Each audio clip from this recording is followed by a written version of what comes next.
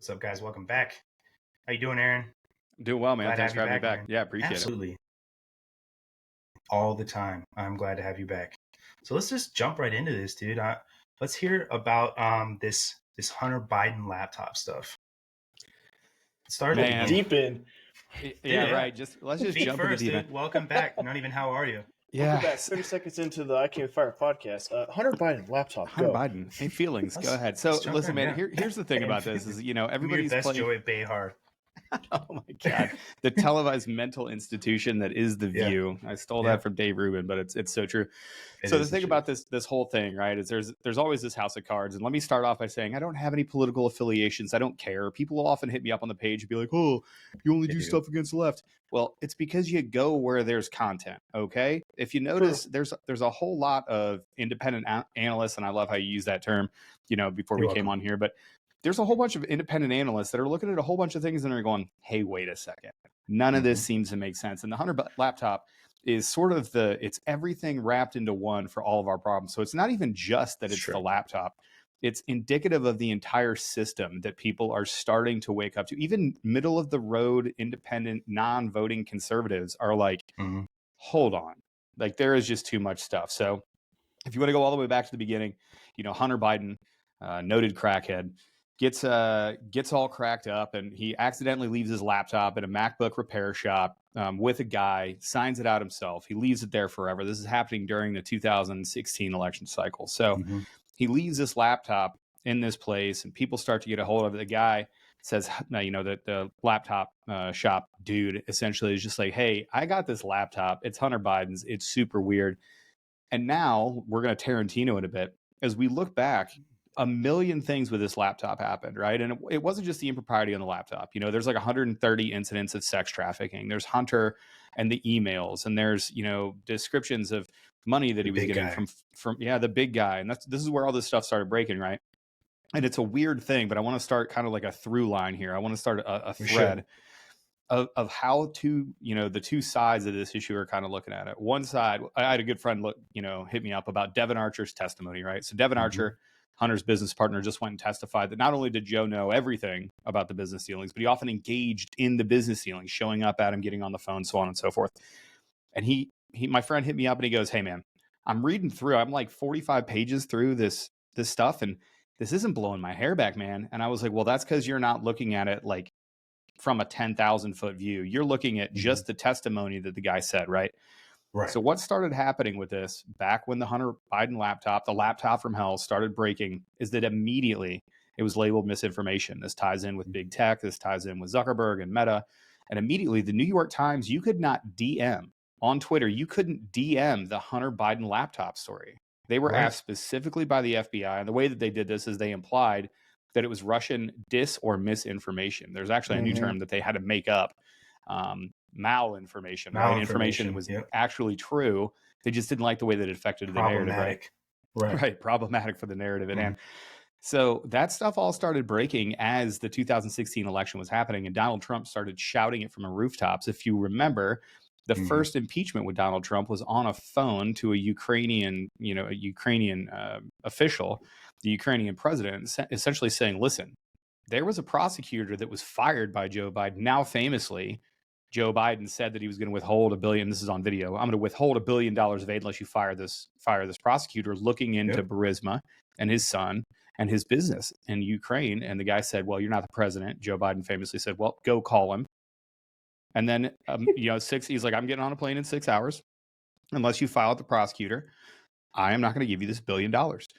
That is what he said on film. The thing with the laptop here is that it's evolved. And this is where I love, the media fact checkers, and where I love a lot of the things that we've learned since the Hunter Biden laptop broke, is you look at the evolution of the Hunter Biden laptop, and it's not necessarily just the laptop. The laptop is a totem for everything that's gone wrong with how it is that we ingest information, and how it is that we now know that these agencies have been weaponized against us learning the truth. And that's why, you see, I like to think of myself as, somewhat measured. I like to think that I do my own independent research and I don't talk like crazy stuff. Like there's some theories out there that even I'm just like, how are you connecting those dots, dude? You know what I mean? Like it's flat.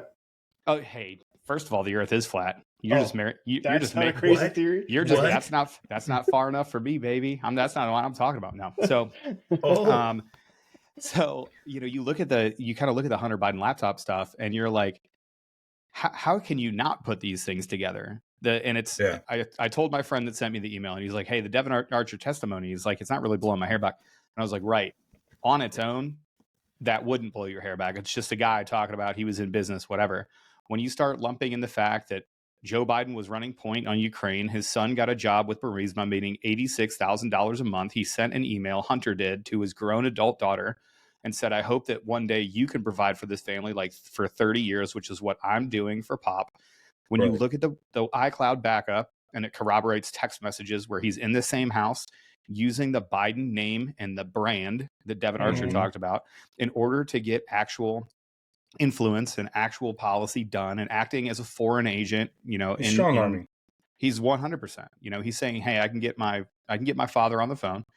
He said, I've never taken Chinese money. No, Hunter admitted in court $664,000 of Chinese money from CEFC as a foreign agent. So, and again, great podcast, with your last guest that came on before me. So kudos to you guys. But there is no such thing as private business in China. You must have a CCP representative on every single board. They report directly to the CCP. So when you're doing business like Hunter was doing, you're doing business with the Chinese Communist Party, and that makes you a foreign agent. He's never registered as a foreign agent because he couldn't, because he's a felon that flies prostitutes from New York to LA and then labels it a business expense, right? So what's crazy there is that two Navy sailors just got arrested and are being charged like espionage and stuff for receiving, I think, like $6,000 and then giving away secrets about like the boat and stuff.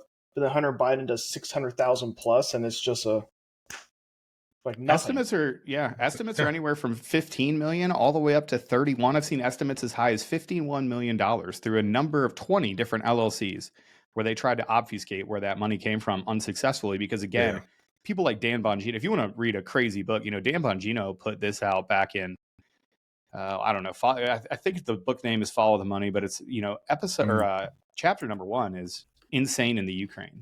And to watch him lay this out, he's been literally talking about this for 6 or 7 years.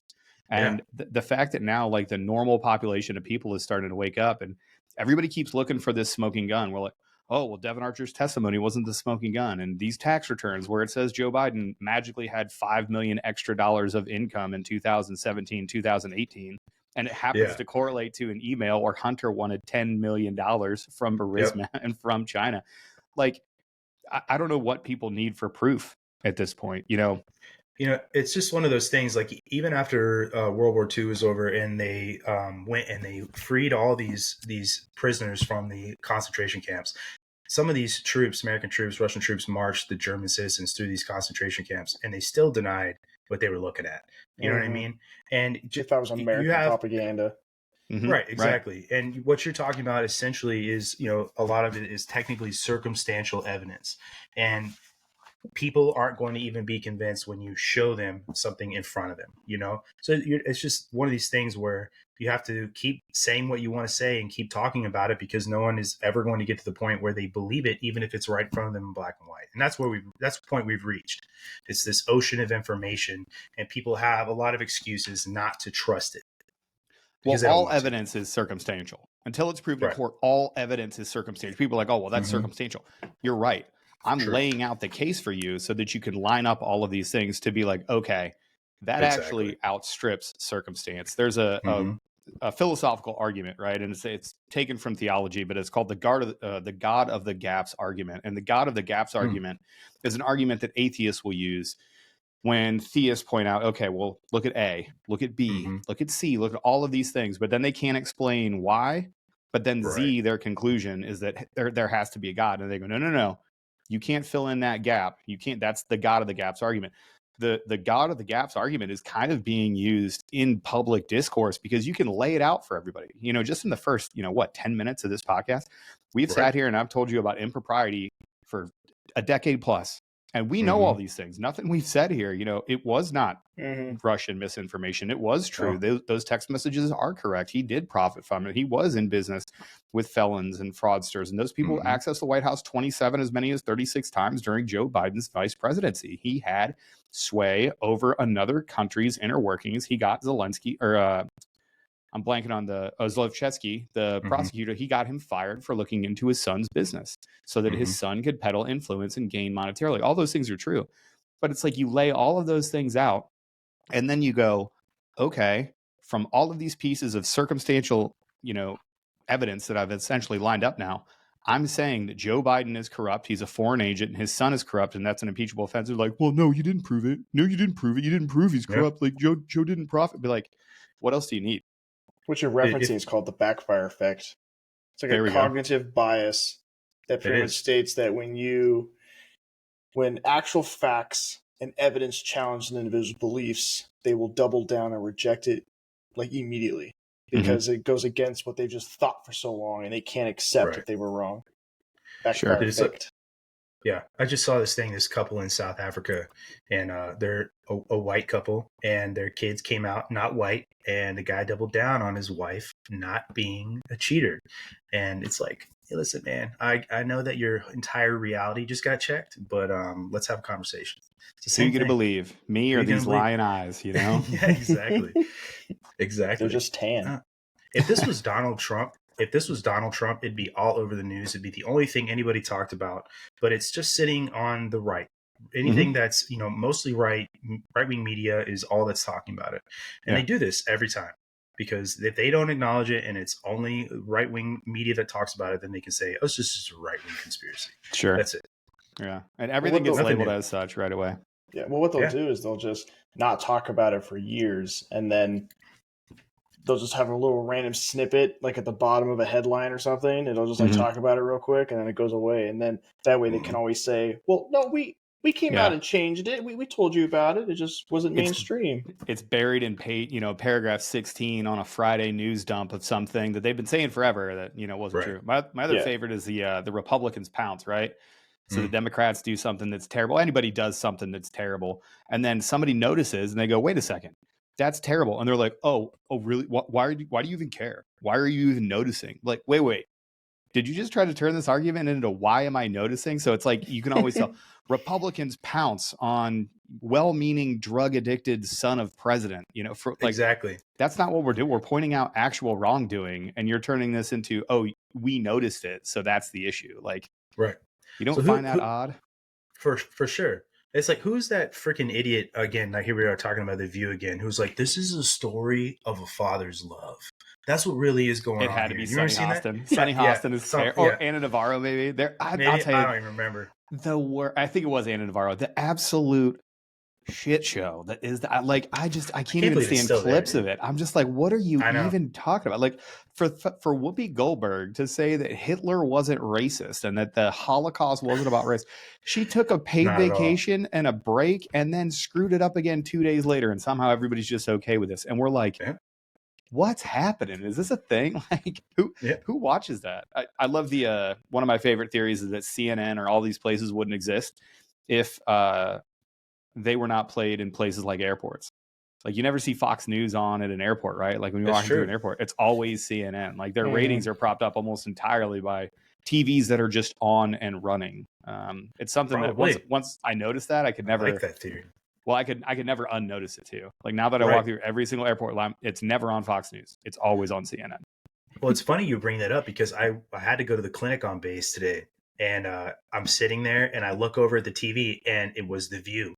And I was like, who the hell in here is watching this? Like, there's a bunch of like 67-year-old old vets. Like, some of these guys have Vietnam vet hats on. I'll tell you right now, they'd burn these women alive. You know what I mean? Like, none of them are listening. You know what I mean? Because it's AFN, even if they could listen, and they're just like the 5 free. It's not even channels. AFN. I'm stateside. You know what I mean? Like, it's just like, who the fuck is actually watching this? Nobody. Somehow it stays on air, man. I just don't get it. That's what the takes are so bad that it's just shouting. It's just harpies yelling at one another with pre-boiled talking points. They never when they do have somebody of substance on it just resorts to just shouting. The conservatives that are there don't really have any conservative values as far as I can tell, you know? Yeah. It's pretty wild, pretty crazy. It's kind of funny you bring that up about like these pre-picked talking points and all of the like the teleprompters that they're probably reading and all that shit. Is the era of the podcast, right? This is not scripted. We're having a conversation organically and live. And so these people, if you put them in those environments where they had to talk organically, they probably couldn't. You know, maybe some of them now that they've been doing it, right? Maybe some of them now that they've been doing it for however long the view has been on, you know, could maybe sit and hold a conversation. But this is these alternate medias of Substack, podcasting, all these things. They have become so prevalent because people are sick and tired of the 10-minute soundbite, and they're sick and tired of the teleprompter news and all that stuff. They want to listen to what other people have to say, you know, and that's why you see these people that get so successful like Joe Rogan or Sean Ryan, because they're not the news and they can sit and hold a conversation organically. And it's one of the reasons why, like, you know, having you on when we talk, and there's other people we've had on too that, man, they could just run, like Dan Schilling, like that guy. I didn't even need to ask him a question. He could just go and speak. Like that's special. And I had somebody today tell me when I were talking, they actually were asking me about the podcast. They're like, man, that must be pretty easy. And I'm like, this is not actually as easy as you think it is. No, it's like not. Aside from the time consuming portion of this, you know, sitting here trying to find people to come on and then having conversations with people, many of them you have never even met. You know what I mean? Like it's not that easy. You know what I mean?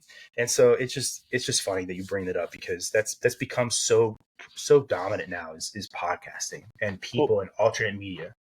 Podcasts are like organic conversations almost. And they're common sense conversations where you have to think before you speak and actually listen to what the other person's saying. It's not script. It's not some random bite that you got to say. It's not that stupid stuff.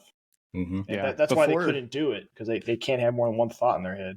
Right. Yeah. And it's hard. It's hard to suss that nuance out. It's hard to have a real time conversation. I'm going to be wrong. I've probably already said some number or something that somebody can look up and be like, no, that was wrong. Or, you know, objectively that it wasn't true. But, you know, when you're trying to be transparent, you're trying to communicate. I think people have a hunger for it. Because now, you know, number one, there's a realization that everything that we've been taking in is packaged. You just need to look at one of those 2-minute clips where it builds from one newscaster saying the newscaster saying one thing, and then it's two newscasters saying, and then it's doubled, and then it's an entire screen of people saying the exact same. I've seen that. Dude, those give me the creeps. Crazy, right? Like you could not, I might have the same stance on something, but even if you go all the way back, you know, 4 or 5 years ago when we started speaking on record, essentially, I've talked about things where it's obvious that I've completely evolved on topics, or I feel differently about something, and you can see that. And that's what people crave. Yeah, people crave that transparency. You know, people want to hear us talk to each other. And, you know, we got great feedback. We brought on, you know, Jared Taylor, and Jared Taylor was just crushing. I mean, he was just like, nah, F this and this, you know, I don't think there's a space for it. And, you know, Trent and I, we got a lot of phone calls actually from the career field, because Trent and I pushed back. And we're like, hey, I disagree with that. Dude, we're still good friends with JT. That was a great conversation. People were like, oh man, there's this. No, there's not. No, that's what you're supposed to do. Sometimes you look your friend in the face, you go, you're an idiot. And then you talk it out, and then you figure out if you were an idiot or not. Like, that's an adult thing to do, though. That's what friends do, man. Yeah. You don't want a bunch of yes men, you know?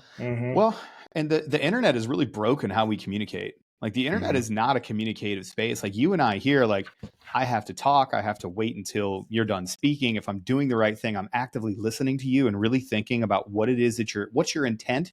You know, what are your semantics?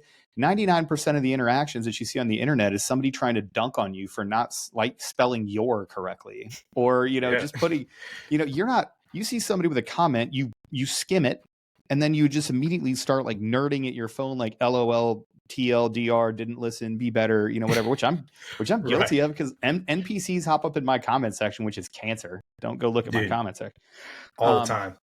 But people will go up in there and they're not taking in what I'm saying. They're not trying to actively hear. They're there to argue. Exactly. And you just try to dunk on each other on the internet all day. And that's broken a little part of how we communicate, you know. And I love the meme of, you know, people forget that there was a time in this American experiment of ours where you would talk Willie like that to somebody, and it would be in person, and they would punch you in the mouth for it. Yeah. There's not a lot of people getting punched in the mouth for it anymore, which has led to a lot of willingness, Internet derangement syndrome right there. Yes. For real. So would you agree that the internet has created more of an environment for everybody to where they care more about what people think about them than they probably should?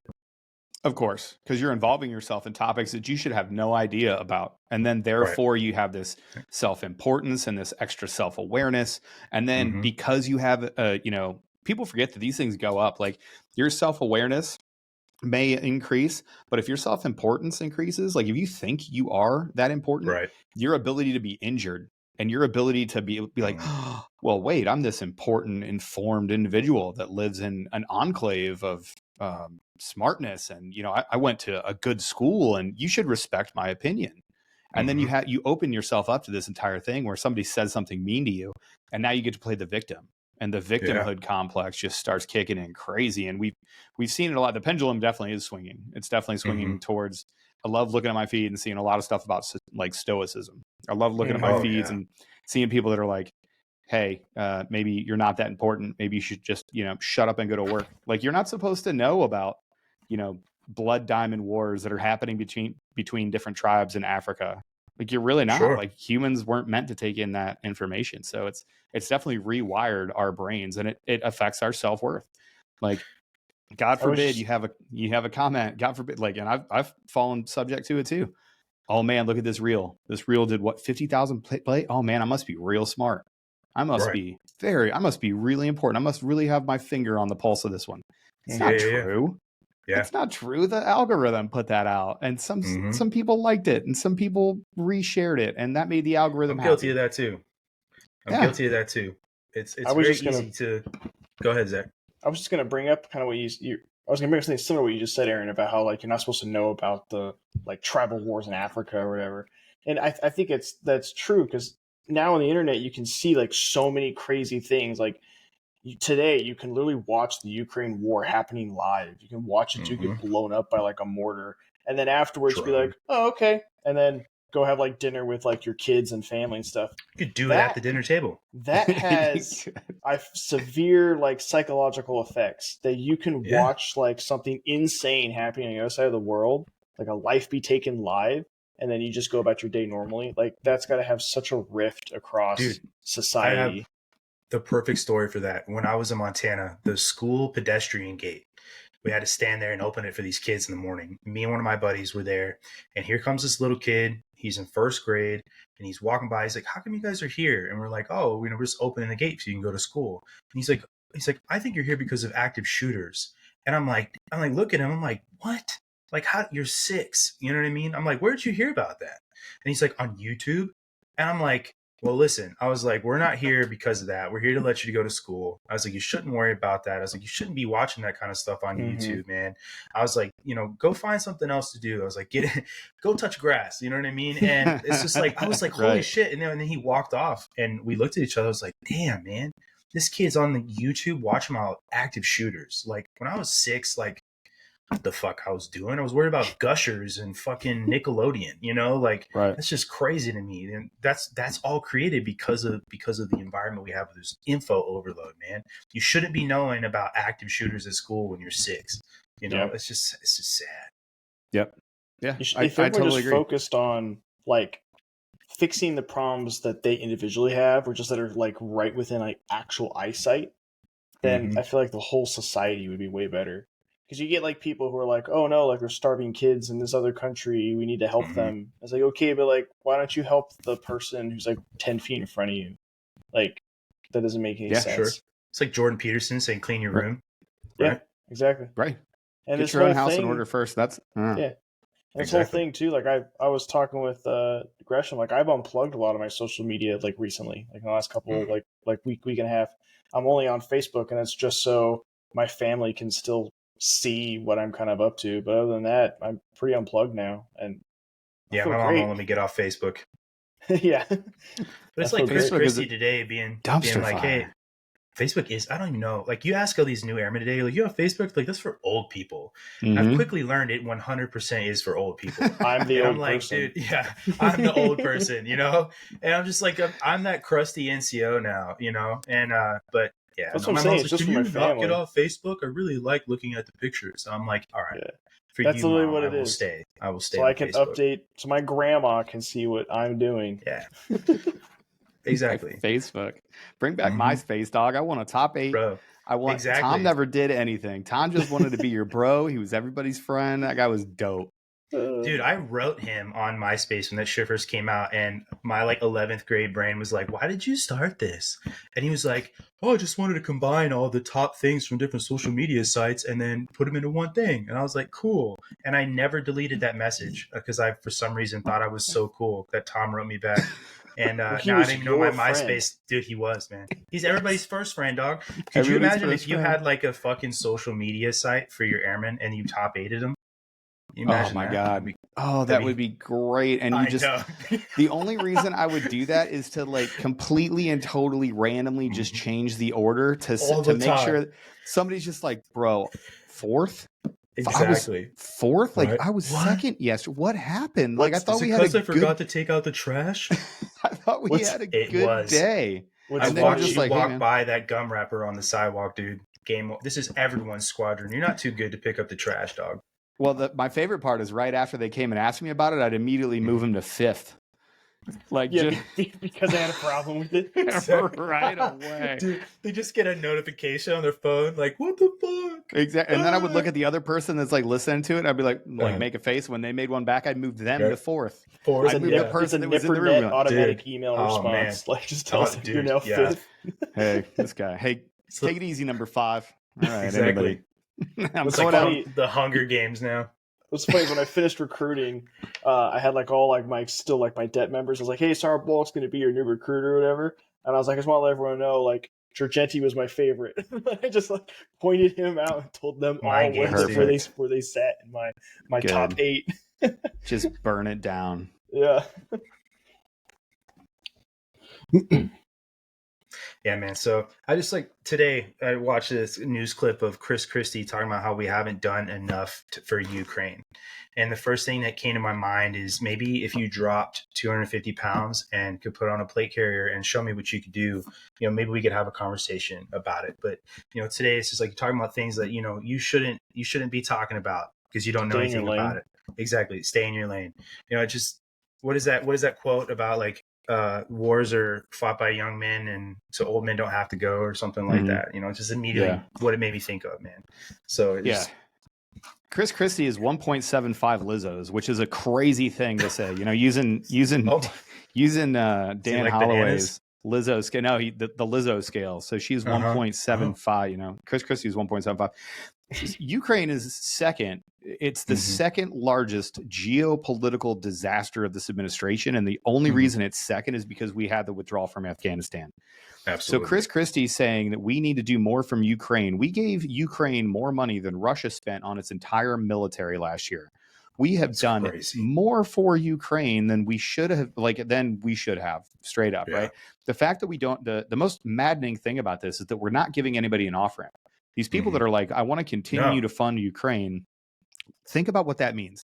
So what you're doing is you want to prolong this death and destruction that's going on inside of Ukraine. Now, I could show you videos of Kiev having nightclubs that are completely open and those military-age males partying without a care in the world. Sure, I can show you that.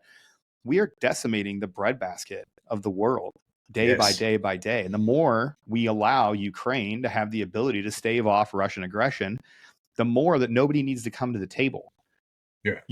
Russia is not going to back down on this thing. This pipe dream of giving up the Donbass and giving up Crimea and going back to a sovereign Ukraine, like that ship sailed in 2014 when we replaced the entire government of Ukraine through CIA under Joe Biden and Barack Obama. Oddly enough, with Joe Biden running point. When we replaced their entire government with a government that was more friendly to us so that we could allegedly launder money through, which is looking truer and truer by the day, we set up this back and forth where we knew that we were going to get into a war with Russia and Ukraine, this little proxy war.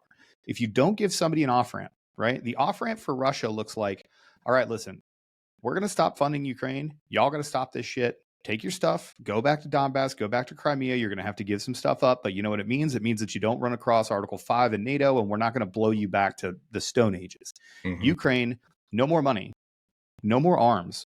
This sucks. It's a foreign aggressor that came into your country. We're not talking about NATO until you get to a negotiated peace agreement. And unfortunately, this is the real world. You don't get to stomp your feet, Zelensky, the actor, and say, okay, well, you give us back everything that you ever took. You unannexed Crimea, which happened in 2014. You get out of the Donbass. You get out of these ethnically held areas that Russia has had for a long time now. When you don't give people an off-ramp, the only thing that you're doing is essentially prolonging this war, this death, and this destruction, and you're doing it in such a way that it seems virtuous. When Chris Christie says we haven't done enough, how many more people do you want to die? I would posit that one more person dying is probably too much, right? And I seem to remember every person counting, and we're all in this together for like 2 years in this country. Like, we didn't let people go to weddings and their family members died alone over a virus with a 99.97% survival rate. I remember one life mattering then, but now if it's Russia and Ukraine, it's like, nope, fund them forever. To the last man, let them kill each other. And there's no off-ramp. And the fact that we're pursuing this as if it's some sort of geopolitical strategy is ridiculous. Yeah. Well, what's frustrating with that is Zelensky's like his demands of like what a victory is, getting back Crimea, all type of stuff, they're unobtainable. So now Ukraine can never be victorious. It's like impossible. So everything they get, unless they somehow magically get that, which they won't, is a failure on his administration, on his country, on his people. Yep.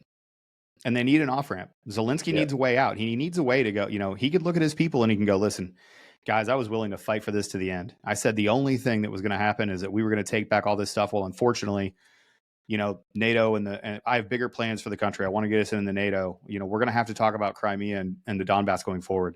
And you have to give Russia a way back too. You have to give Vladimir Putin an off-ramp to where you can go, all right, cool, man. You shouldn't have invaded. There's going to be sanctions. But if you keep putting your military in the grinder here, what's going to happen in your country.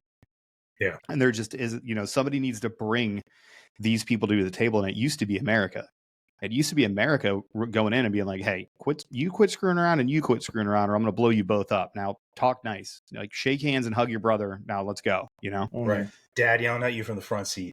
Right. Exactly. I will turn this world around if y'all keep playing around over there in Europe. Exactly.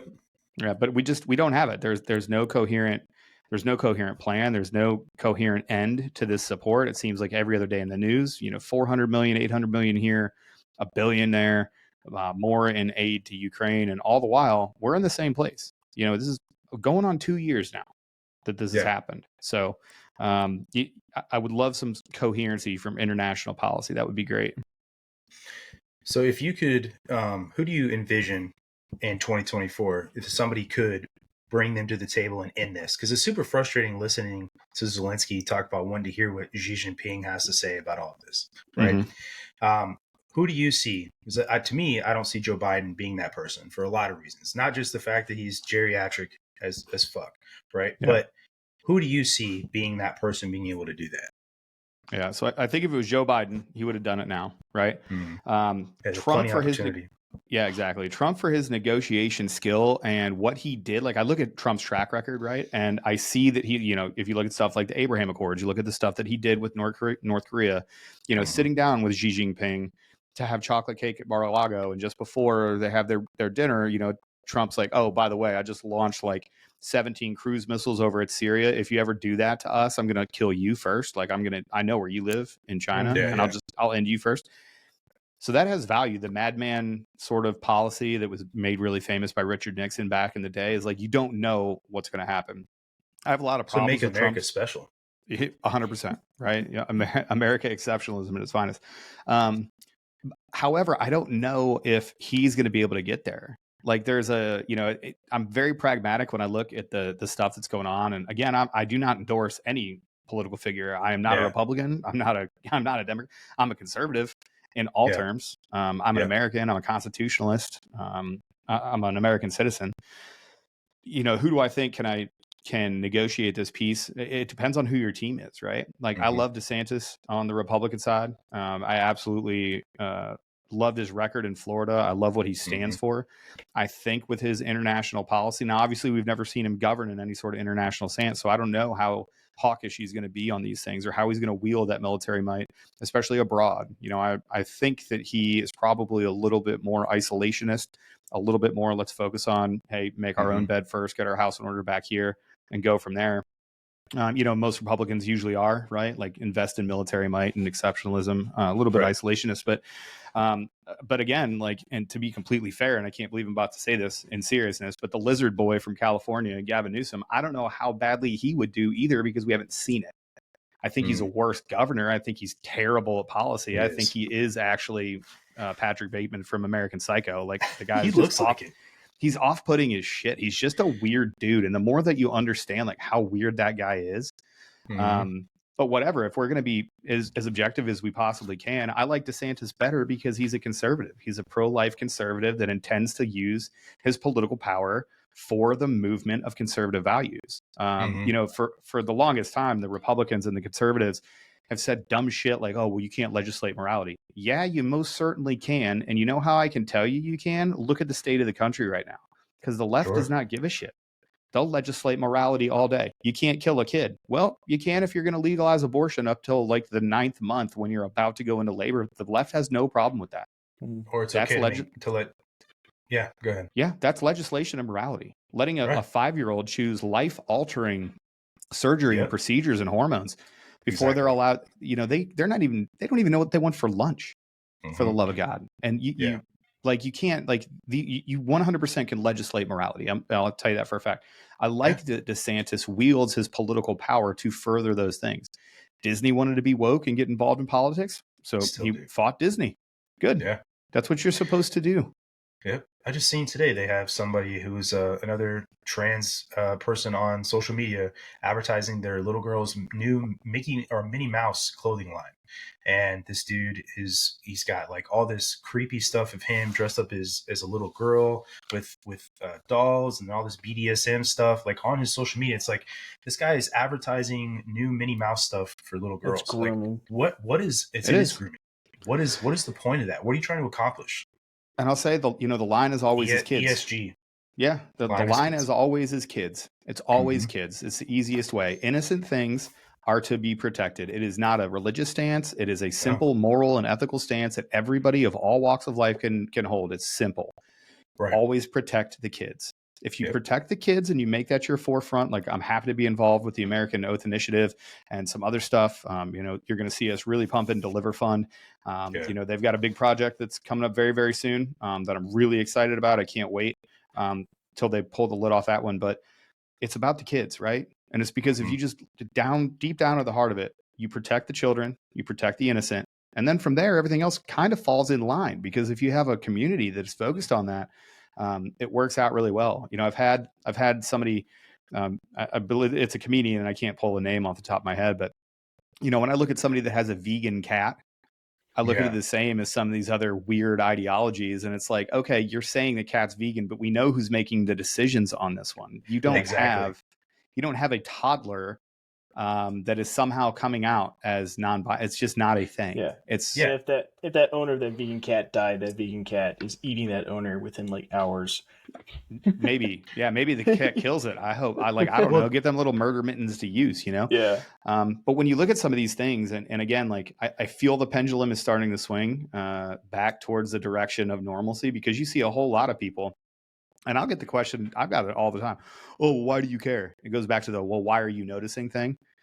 I'm noticing because you're doing it to kids, and that crosses a red line.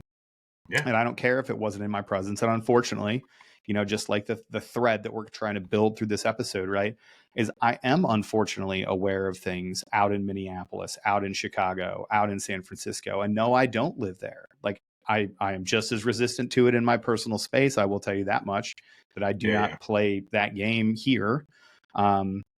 However, now that I am aware of it, I'm aware that there is a pattern, and that there aren't enough voices that are straight up saying this is bad. This is not good.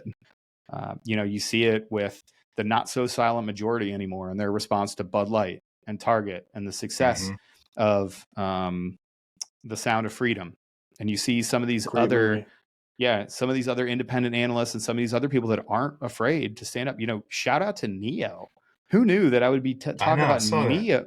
Neo is a culture warrior, but Neo, comes out and he says, hey, we should be letting children making these life-altering decisions. And then, of course, his publicist walked it back. Well, Neo came out with his own video, yesterday, early today, yesterday, and basically was like, hey, I want you to hear this from me and not my publicist. I ain't sorry for shit. I said, I'm the father of 5 boys and 2 girls. I'm 43 years old. I'll raise my kids however I want. And just like him, I have no problem with this community at all. I am as close as to a constitutional literalist as you can possibly be in today's environment. I truly am. You should go do your thing. You should be good to your community. I would like for you to have conservative values, but if you don't, that's fine. Just don't involve me in anything that you're going to do from a legislation standpoint. And let's give each other wide berth on personal freedom, responsibility, and accountability. Dude, I'm good with you. I don't care. That's all I need. But you have forced me to where that is no longer a thing. And it's truly the slippery slope. It's, we just want equal tax benefits to you're going to bake me a cake or I'm going to get you fired and I'm going to cancel your life. And now kids got to go to drag shows. That's where we are. And it's enough. I have actually lost a friend because I said that we would not take our kid to a drag show if one came around.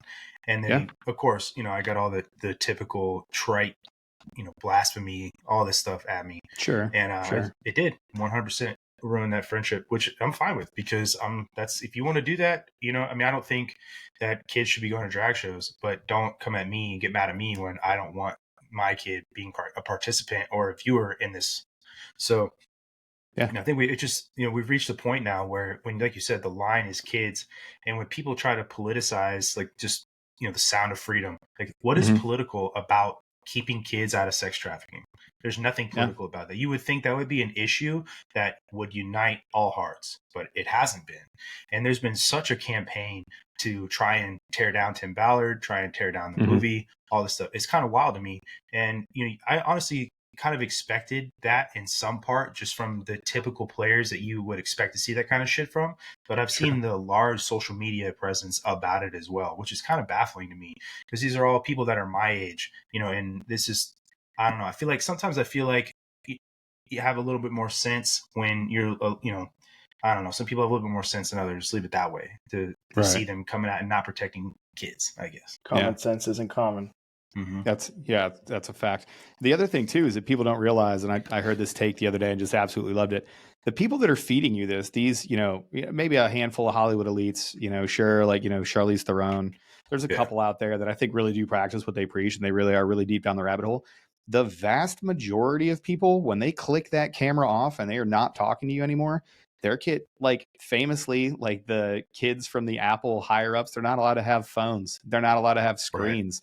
The I want to say it's the CEO of Coca-Cola Company most famously was like, "Oh, I don't let my kids drink that." No, absolutely not. It's got way too much sugar now. Why would I let that? That they are they're saying these things to support this narrative, and then they're going straight home to where if you didn't know any better, you're like, "Oh, this is a nice conservative household. They have a good community, and their children are raised in a very conservative manner, and they're not allowed to do any of these other things." They're few and far between. There are these really wacky households, like the Smith household, where their mom's given, allegedly given psychedelic drugs at Thanksgiving dinners and stuff. Like, but really the overwhelming sounds like my biological mom. Nice. The overwhelming majority of people, like, you're doing it literally to virtue signal. You're doing it so you can sound like you're inclusive. And the next step, I'm going to put out a term for you. It's no longer DE and I. You will no longer be getting DE&I training. So DE&I used to be diversity, equity, and inclusion. Yep. It's now diversity, inclusion, and acceptance, which is a weird step to take. And it seems like a semantic difference. It's not. It's no longer diversity, equity, and inclusion being, okay, I have to include you. It's that I have to tacitly or explicitly accept whatever lifestyle it is that you're doing here. And now you're going to teach me how to accept other people.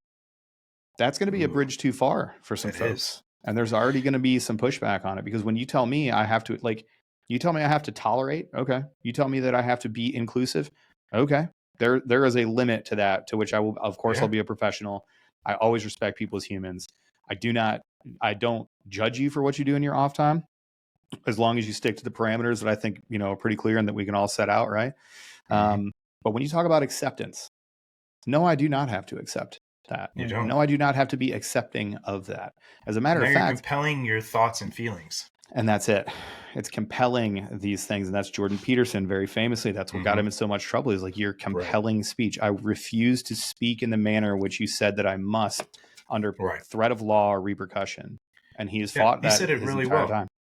Yep, yeah. He said it really well. If someone came to me respectfully and said, Dr. Peterson, this is how I feel about who I am, I would prefer it if you address me this way. Then I have a conversation. If I felt like it wasn't some sort of control or manipulation over me, then I would do it. But that's not the point. The point is you're trying to tell me how I have to speak, and that's a problem. And it is a problem because, again, with the slippery slope you're talking about, every little inch, this game of brinkmanship that they play with our lives and what we have to think and what we're allowed to say and all this stuff, it'll just get collectively worse, because when what you tolerate is what you allow. And when you're tolerating this sort of behavior, people think, okay, this is okay. Well, next time it's going to be even stronger because these people think they got away with it. I can get away with this. And then you wind up with this entire nest of things that we can't do or have to do or whatever. And that's how you wind up, again, down in some sort of fascist hell. Give them an inch and they'll take a mile. Mm-hmm. Yeah. And it's incrementally worse, bit by bit. Have you seen this thing that Elon Musk wants to do on Twitter with like this investing in people thing? Are you talking about how he'll basically use X's funds to fight against people that have been like maligned for their views on X? That and then like you can put like social credits into people. Zach, can you look it up real quick? They put social credits into people, and then that basically where you move your money or your social credits with this is whose like opinion becomes more prevalent. Oh wow! It's almost like it's like an investing in somebody's opinion sort of thing. Wouldn't that be similar to like China's social credit system, except it's just ran by Elon Musk? Obviously, it's like a super small scale. It's like but that's exactly kind of what it is though, because if you whatever ESG, right? You get on Twitter or X, whatever Twitter X, whatever the fuck it's called now, and you put all your social credit into somebody and what they're thinking and saying, it can be pretty quickly manipulated into, again, another confirmation bias echo chamber. That you find anything? What do you want me to look up? Because when I look up social credit idea, Elon Musk, X, or whatever, there's nothing coming up. Got to get that brave, homie. I think just on the idea, right? Like there was I can't remember. I got you. Hold on. I think it was there was like an NFT site that essentially did the same thing, where you could invest in the artists that were making the NFT during the NFT craze. Which was, it seems like a good idea, right? Like you're essentially giving clout or upvotes or some sort of credence to these people. It would just, with as polarized as things are now, one of those things where you can just go on and vote for somebody, like that's going to fall across some pretty easily seen lines right away, at least in my opinion. So Zach, I see here, it's social trading X is a social trading platform. And this is social link crypto coming. Oh, you're talking about how it wants it to be an everything app, right? Yeah. Right. Yeah. Your social account would be tied to your own unique digital coin that people can either invest in or not invest in. Yeah. So pretty much if you're not appealing to people, then your X tweets, your Zeets, I don't think we called anymore. They can't be seen or whatever. Exactly. So tell me that won't open up a lot of doors, man. Yeah, that would be rowdy just because, like, right away, you're going to see we've always wanted, ever since Twitter started nonsense with the algorithm, and you see, these obvious bot accounts that are just straight astroturfing, a hashtag, or they're just straight astroturfing some sort of idea. The question is always like, well, how many real people are on the side of this? Because when you look at, Bud Light just had to sell 9 of their smaller brands to Tilray products out of California or out of Canada. So Bud Light, Target, seeing a real decline in market cap, like those are real people spending real money, and you really fucked around and found out on that one. So when we start talking about what are the actual streams, like that's one of the other things, one of the writer's strike problems is that people don't want to see the actual like stream counts. from these streaming services because people will realize how unpopular it is. Right. I just love that the writer strike is still going on too. I hope Hollywood just burns to the ground over it. Absolutely. Nothing has made me happier. And I could not care less. You're telling me right now that if AI gets good enough where it could make a storyline, a score, and an interesting visual experience for you, you're going to give a shit that you don't know that there's like physical actors involved. Who cares? Who cares? Go It'd be learn literally to code. like watching a cartoon. Exactly. I don't care. And when AI gets good enough, like AI, there's influencers right now that have millions of followers that are not real. Right. They're like, no kidding, AI driven accounts that are like just exploiting the algorithm because that's what AI does. And they are banging in numbers, like making 10,000 a month on just nonsense. Right. I don't care if there's a Hollywood, like, and people try to make it about like the working class of Hollywood and the key grips and the best boys, whatever. Here, dude. Go be a trash man. Go learn to code. I don't care. And I care even less about somebody making 50 to 100 times the base American salary to pretend to be someone else and occasionally make me laugh.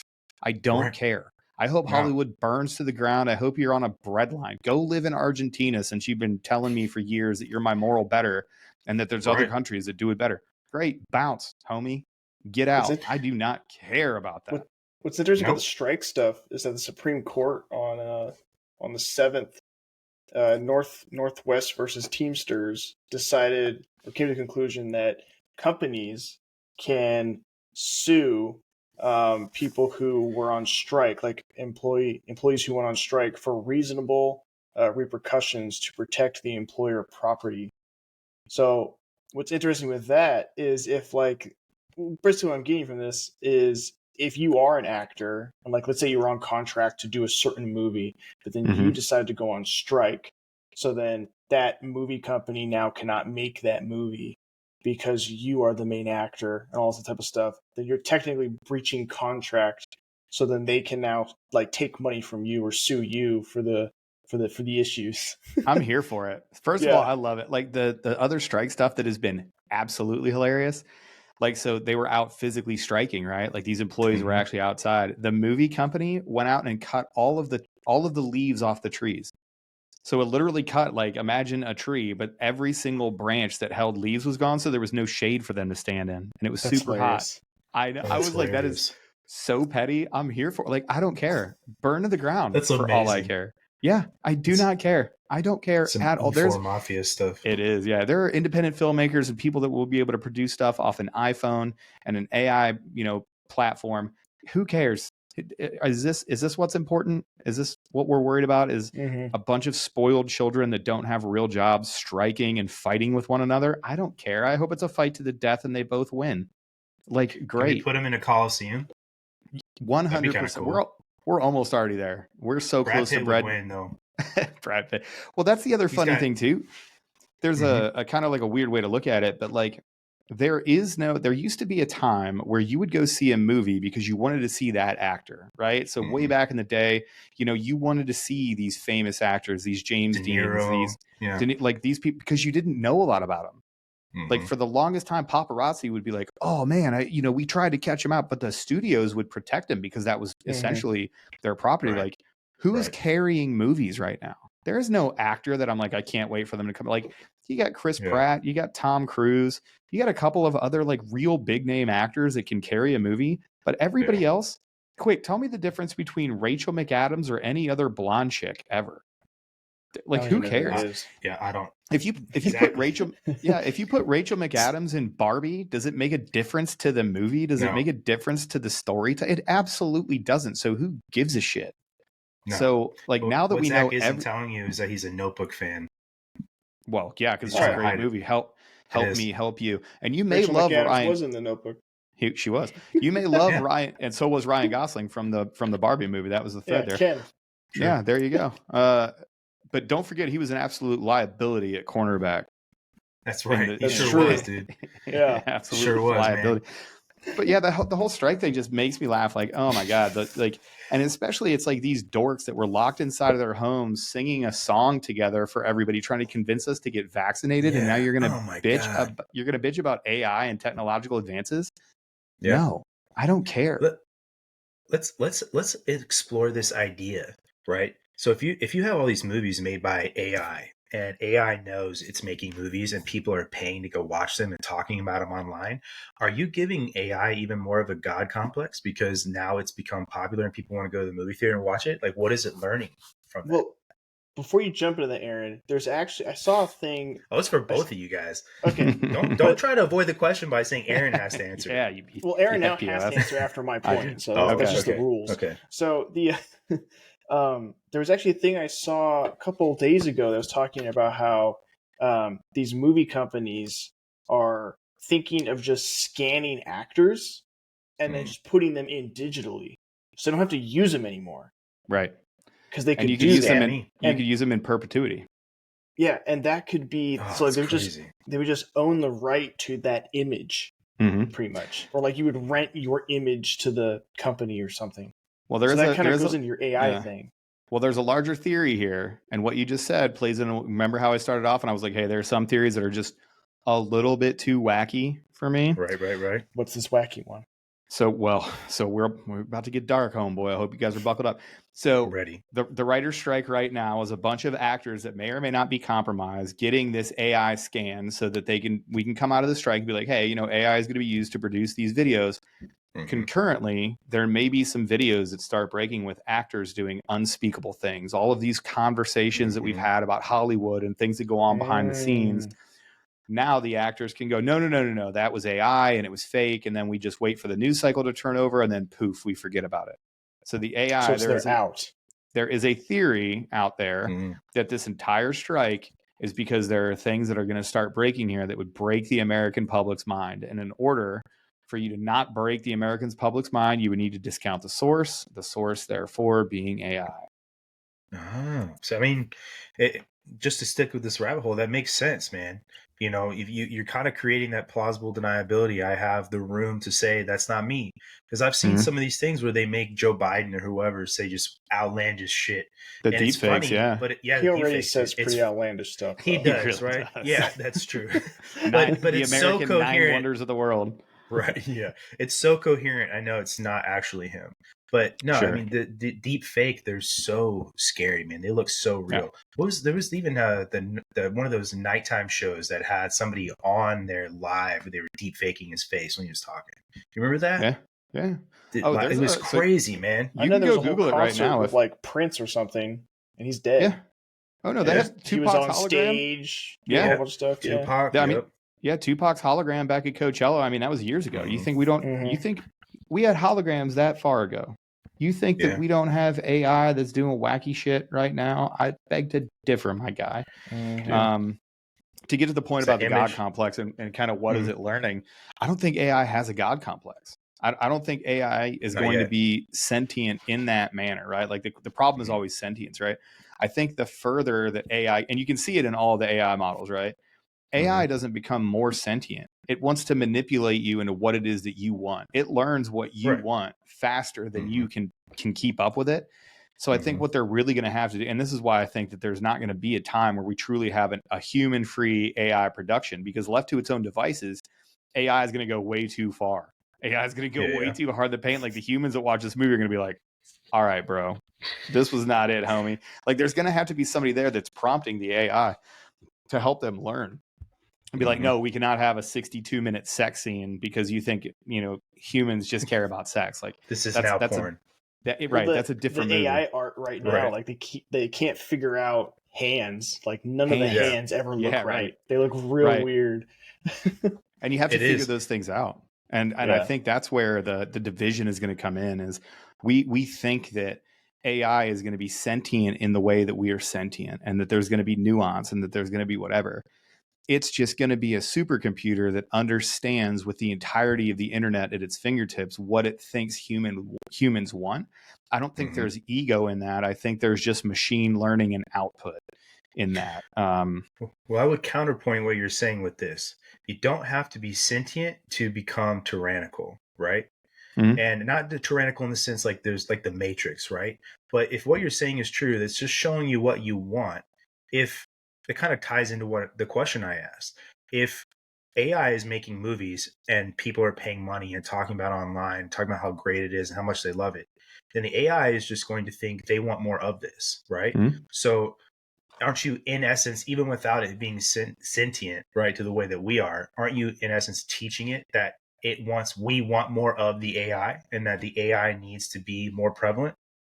And in a way, Sure, like and it it's is kind of, go ahead. yeah, and yeah, I mean, but it's circular. Like, oh, that can be true and it can be not true at the exact same time, right? Because the logic sort of eats itself. Is that at some point AI is going to have to understand that I'm, okay, I'm going to make an AI. Let's use AI girlfriend, and then we'll use geopolitical war.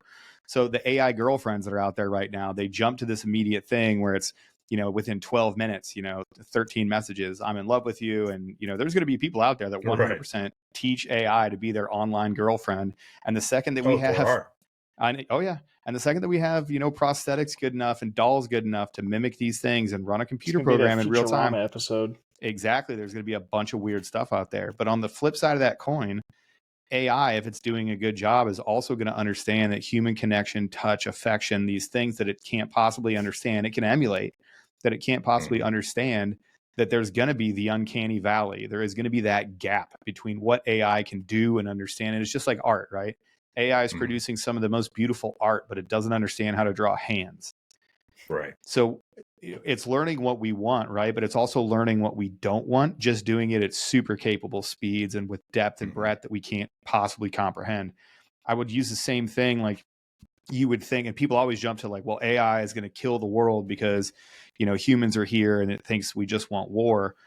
I think AI on the same side of the coin is going to be able to figure out that there's, a lot of humanity really does want to live in peace and be left alone and have its own spot in this world and have this family and whatever else. And those competing interests, it's going to be what you feed it. It's why we have a problem with AI having an extreme political bias. Ask Chat GPT, say, hey, please write a nice poem about Joe Biden. You'll get 150 words. Write one about Donald Trump. I don't think I should. You know, AI learns. I shouldn't get into politics. Yeah. ChatGPT even says, like, when you open it up, it'll be like, this will certain like responses will be extremely racist or like very tyrannical or whatever. But that kind of goes into what you're saying, Aaron, about how it's going to feed off what you give it. Sure. And what we said way earlier, people on the internet today, they say whatever the hell they want because they can't get punched in the face through the screen. Right. So, there's a lot of people who do want to live in peace, but the AI is not going to be plugged into you specifically, at least not yet. So it's only going to know the chaos of the internet, that people are on 4chan, that they're just talking so much smack and crap and all that type of stuff. So, well, and 90% of the time, like, we've really screwed ourselves there because they're joking.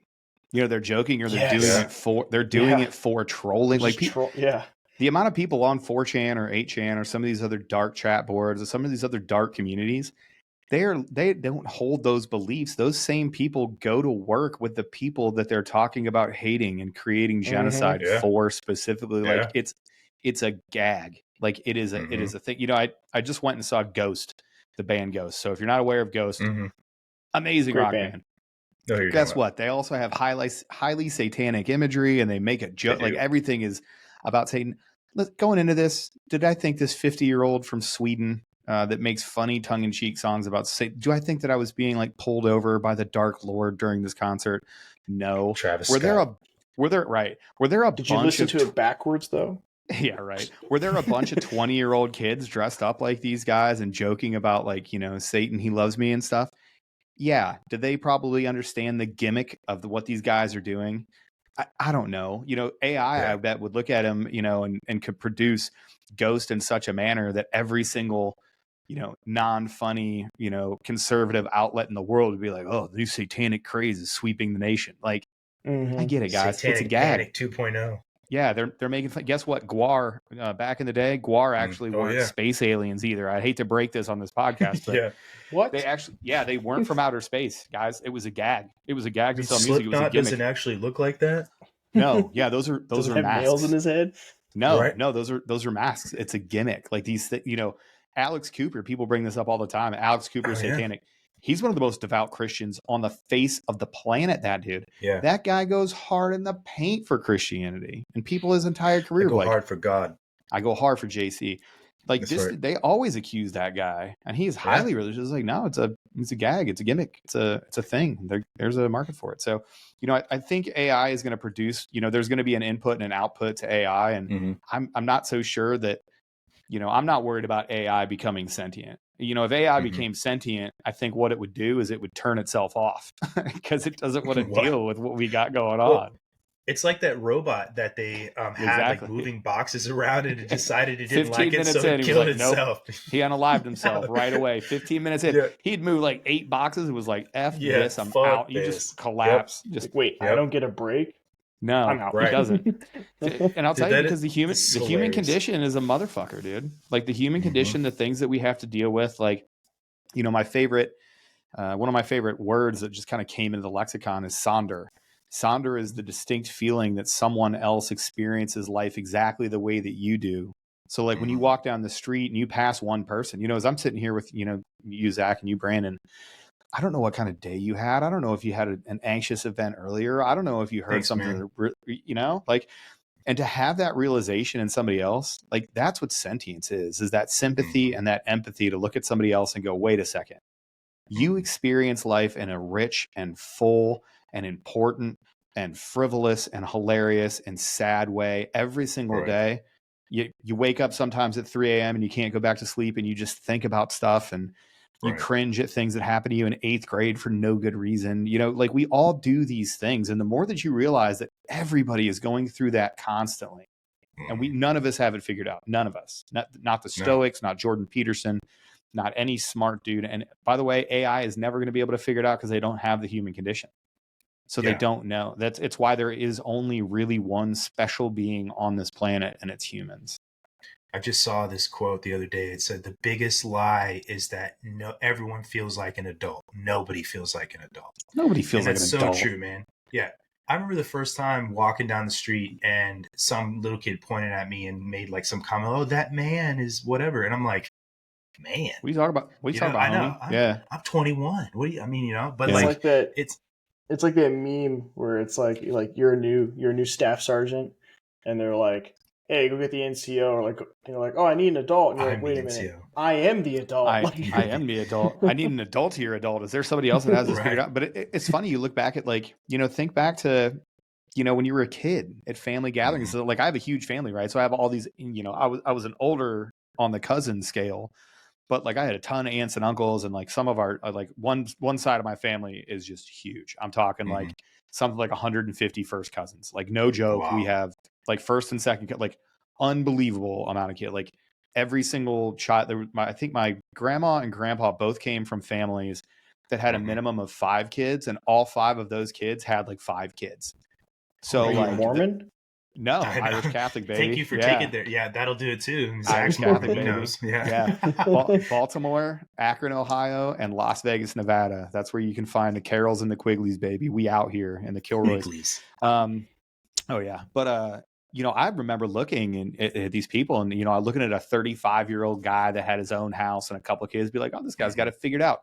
No, he did not. Nope. He had no clue. I used to get mad at myself when I was like. Yeah, I used to get mad when I was like 24 or 25, and some 35-year-old would look at me and be like, yeah, you really don't have that figured out. I used to take offense to that. Be like, I'm a smart dude.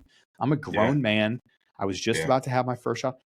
My brain wasn't even fully formed until I was 25, and I was still a fucking idiot. Like I look back at the things I did when I was 35, and I go, oh my God, what are you doing? I say that with regularity. What the fuck are you doing? What are you doing here? Shouldn't you have learned this lesson before? Yeah. Right. Yeah. It's just so funny how often these lessons you think you've learned they show up again in different ways. And you're like, you finally fucking realize like, oh shit, this is just that with a different mask on. You're like, how did I not see this already? You know what I mean? Man, it gets you every fucking time, man. Still can't figure this out, huh? Okay. I do that to myself a lot. Like I'm famous for walking around, it's the dick house punch from around the corner. All the time. Just going, oh, boy, Aaron, didn't figure that one out yet. Okay. Tight. Exactly. Tight. Dude, we'll be until we're dead. Before we get too far away from what we were originally talking about with robots unaliving themselves. True, yeah. Right. I wanted to bring up a thing called pansism, or I'm probably saying this wrong. It's like PANPSYCHISM. and it is the theory that panpsychism. Maybe, I don't know. That feels good there. That Panpsychism.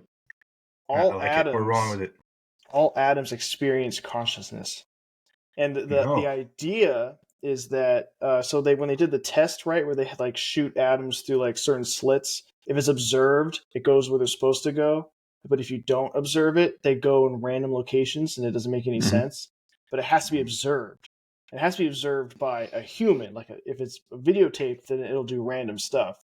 And the idea is that all atoms have consciousness to some extent. So like that robot who like unalived itself was like, no, I don't want to work. Or maybe your like phone, when it's like being slow and you're mad at it, it's like slow longer because it knows that like right. it wants you to use it or whatever. And it's an interesting theory. And it's just like a really complicated way to say when it rains, it pours. It really, things happen in threes. Things are in. Well, if you look at every single religion, talks about some sort of singular consciousness, right? Every single religion, whether it be a single individual deity, whether it be a universe, whether it be a feeling, whether we're talking about, the Buddhist nothingness of everything together and all at once, or the multiverse, these things run through humanity in some form or fashion forever. The Schrodinger's experiment of alive or dead, things that are in the superposition until they're observed and they respond to your energy and your energy only. Okay, man, I've heard wackier things. We've said wackier things on this podcast. That at least certainly sounds like it connects a lot of things. Yeah. It can even go into, crap, I just lost it and I forgot what it was going to be. And it's gone forever. So never mind my idea. Okay. Maybe if we were in the same room, the panpsychism would help us all remember. Really would. What it was. It's the whole thing where like matter can't be created nor destroyed. Well, the matter that made me, and I am currently like sentient, right? Well, I'm gonna die. I hope so. And eventually hopefully, and eventually turn into dust or dirt or some other like grow into a tree or whatever, right? Sick. Those atoms are still the same atoms. They've just changed their like level of what they are making. So my consciousness that it transfer through, is it always been? Does it always exist? So that's kind of where I think they're getting at there. Well, there's a very interesting theory too that, we produce DMT, right? DMT is highly hallucinogenic. It's how you dream. People have figured out how to get to DMT-5 and have these wacky trips where you meet aliens and whatever else. There's a theory that when you die, you just dump so much DMT that it actually opens you up to be able to enter another portal. And that portal is essentially the collective consciousness of everything. That's where the reincarnation thing comes from. That's where a lot of these things where, we have a collective consciousness, and it's expressed weirdly enough in weird ways. Like, when your dog knows that you're coming home, if you've ever seen a dog like start to get freaked out and be like, oh, whatever. Or, somebody just the other day, I texted them to ask them a question. He's like, dude, this is so weird, but I literally just picked my phone up to text you. And as I was texting you, I watched your 3 dots pop up on my phone. He was like, you can't tell me that connection does. We've all felt it in a lot of different ways. Zach and I do that all the time. Yeah. It's weird. Get out of my head, Brandon, please. Yeah. Oh, yeah. Yeah. And the more you talk to somebody, the more that you have those connections. Everybody knows it with their spouse. I'm finishing sentences with my spouse, or, oh, I was just thinking about that. Or, I'll bring up something random and, somebody will look at me and be like, how weird is it that you were just thinking about that? Because I was literally just thinking about the same thing. Yeah, you have a thought in the other room and your wife asks you the same question you were just thinking. You're like, You're like, what happened there? I think that there's something to that. I think that there is some, like, it's enough where it can't be denied. And we talked about the God of the gaps argument before, right? And people use this stuff a lot to kind of prove their deity of choice, which again, I have no desire to do, but there is something to be said for an interconnectedness to our experience. And to wrap up the initial question here, I think that's where AI is going to falter. I don't think it's going to be in production value. It's going to catch up. It's going to produce something that you're not going to be able to tell. It's going to have actors that have never lived before that you had no idea about. At one point we're going to watch something and they're going to be like, congratulations. The big gimmick to this one is that we didn't tell you, but not a single human worked on this. And you're going to go, holy crap. But I think that I think that human connection, that interconnectedness, there's no amount of predictive algorithm that is going to have a dog be excited to see you 5 minutes before you get home, and it's not during your regular schedule. That's just not a thing. I don't think that AI is going to get there. I agree. You're probably right. the destructive power of AI would be measured in how human beings use it for destructive purposes. And that's scary because humans are pieces of shit. They sure are. God, are we terrible? For all that we're good, we have so many bad things. Yeah. All of us equally pieces War of and shit. death and rampaging and slavery and all these other things were around way before technology was. Like, you didn't. Absolutely. All you needed was a rock and a club and a desire for your land back in the day, and that was enough. So, what's that movie that said that the ancient Sumerian word for war was the desire for more cows? Oh, that's a good one. I haven't heard that before, but that's just about sure right. That movie, the movie Arrival, the one with the aliens that visit. Oh wow, okay. Yeah. But no. So you talked about Newsom, and that's kind of scary, right? Scarier than AI for me, to have him. But do you think he's honestly going to make a run for president? Because I don't think I've seen anything out there where he actually has said that. Yeah, because isn't Joe is like the DNC? He's the incumbent, right? Person. Oh, he's the candidate. Yeah. So the one thing the DNC does really well is it's no matter who but blue, right? So they do not care, and they typically coalesce behind people. Who. Exactly. And you can kind of see it in the way that they just absolutely murdered Bernie in 2016 in favor of Hillary, right? They just basically, and like he just happily kowtowed and was like, yeah, I think she's a candidate, whatever. They coalesce behind primary candidates pretty soon. Then he disappeared forever. I haven't heard of him. Again, into obscurity. I'm back again asking for your assistance. Yeah, exactly. However, the interesting thing to look at this here is that, number one, the legal problems. I think this is going to be too much for Americans to handle. 56% of America right now think that President Biden actually did something that rises to the high crimes and misdemeanors threshold for impeachment. Everybody that knows what's going on is 100% already there, right? But when you start having independents break 2-1, 1.5-1, 2-1 in favor of impeachment, that's a big deal, right? Because there's going to be Republicans that are always going to say, of course, you should impeach him no matter what. And then there's going to be Democrats that are going to go, oh, well, no way, whatever. When you start looking at independents and when they start breaking nearly 2-1 in favor of impeachment, they've gotten there, that's a serious political problem. I think if people make this a referendum on Joe Biden's policies, and they make it a referendum on how we left Afghanistan, if we make it a referendum on the war in Ukraine, I think if we, gas is still at $3.53. It's way more expensive up here in Washington State. It was $4.59 for me this morning. It was $2.35. It's 480s here. $2.35 in 2020, right? At the 2020 when he got in, they're talking about inflation's come down. It's at 3.2%. It was at 1.9, 1.8% when he took over. It was a 40-year high before he went. Real wages are down. Unemployment is starting to creep up. We're starting to see those signs of recession in the economy. People are sick of paying for what we're paying. Interest rates are, you can't find a home interest rate for under 8% right now, unless you have a credit score over, 800 and you're willing to put a fourth of it down, which the regular American does not have. Credit card debt just hit $1 trillion for the first time ever. People have had to put more money on their credit cards. Yeah, $1 trillion for the first time ever. I won't say it was today. So when you put all those things together, I don't think people have an appetite for Joe Biden versus Donald Trump. Even the people that are never Trumpers, he's going to catch a fourth case. They're going to drop the Georgia racketeering nonsense.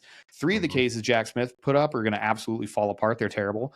However, he's going to have to go through the process.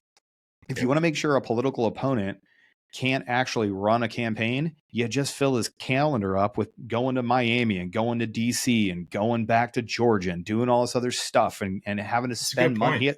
He can't spend money to campaign. He's got to spend all of his money on legal fees. He doesn't have that many calendar spots open because they'll just keep bringing indictments until it breaks him to the point where he can't. We'll have to see what Trump's appetite to stay in is, which is why I like DeSantis better. So, but I think all that to say, the reason that I think that Kamala Harris is the least popular vice president in the history of the office. She is polling underwater. She was polling at 0 the last time. There is no one that has an appetite for Kamala Harris as president. You cannot. I forget she exists. Exactly. Well, here's the thing too, and this is I'm going to tell you what I think is going to happen, and then I'm going to tell you the outside thing that I've made a call on a long time ago, which is what I actually think is going to happen here. Okay. The thing that I think is most likely to happen here is that Joe Biden is unable to continue due to health or impeachment or whatever, and the DNC finally is like, okay, Donald Trump. So Joe Biden has always said, if Donald Trump runs, I'm going to run. I think they both step out in some form or fashion. I think the indictments are enough for Trump. I think he finally it's a thing that nobody has any stomach for anymore. Joe Biden gets impeached, or due to health, he can't run. Kamala Harris steps into the seat in the next 18 months. And then we go to the 2024 election and we look at somebody that's going to be the DNC nominee that is not Kamala Harris, because the Democratic Party cannot stand her either. They've been throwing her under the bus for about 6 months. It's obvious they're done with Kamala.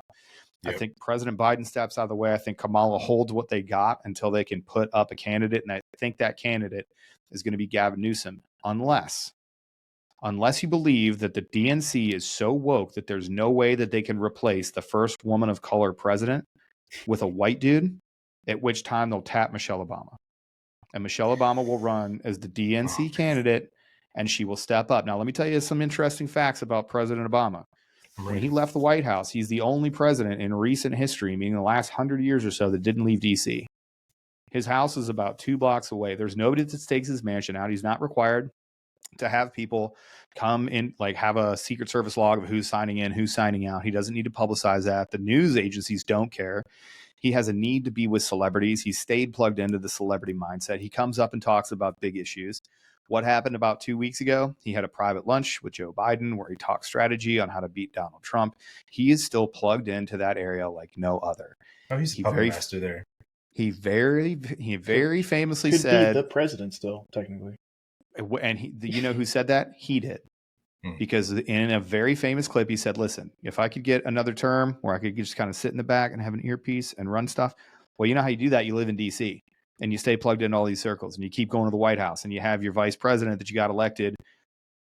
People forget this Hunter Biden's, like, to go all the way back to the beginning of this Hunter Biden laptop scandal is not a Hunter Biden scandal. It's an Obama scandal. Mm-hmm. Obama approved the FISA warrant to spy on Donald Trump. He approved the Russian collusion hoax and the Steele dossier. He started all of those processes. And still say Obama's presidency was scandalous. Okay. When he wasn't busy droning civilians and killing them at a rate that no one has ever seen so much that the Air Force ran out of bombs. That's a true thing. Go look it up. He was setting this up and not leaving DC so that he could continue his influence. So it's, honestly enough, it's almost too on the nose, like in House of Cards when Kevin Spacey steps aside in favor of his powerful wife so that he can go run stuff in the background. That seems like a perfect example of what Obama has been setting up this entire time. So I think if the DNC is too woke, I think what it is, I think in reality here, I think Joe Biden's got to get out of the way. I think he's too old. I think, it's too apparent now. Like he has been declining it at too much of a rate. Like the American public is wise to it. And they also don't have an appetite for Trump. They do not give a shit about Trump versus Biden. It's the worst versus the worst. It's a really bad decision there. Mm-hmm. So I think everybody knows what this game is. It's not going to be this mudslinging contest between Trump and Biden. I think Kamala Harris holds what she got. I think Ron DeSantis is the preeminent favorite once everybody coalesces behind him. Vivek Ramaswamy, some of these other guys, I mean, they have good policies here and there, and they talk. Have we put out an APB for Nikki Haley? Has anybody seen her? She's still running for president, right? Yeah. Anyway, no, she fell off a long time. I'm pretty sure that Tucker Carlson put her in a coffin. So along with Pence. Pence just absolutely got bodied. And like, I'll tell you what, that's he didn't do himself any favors either.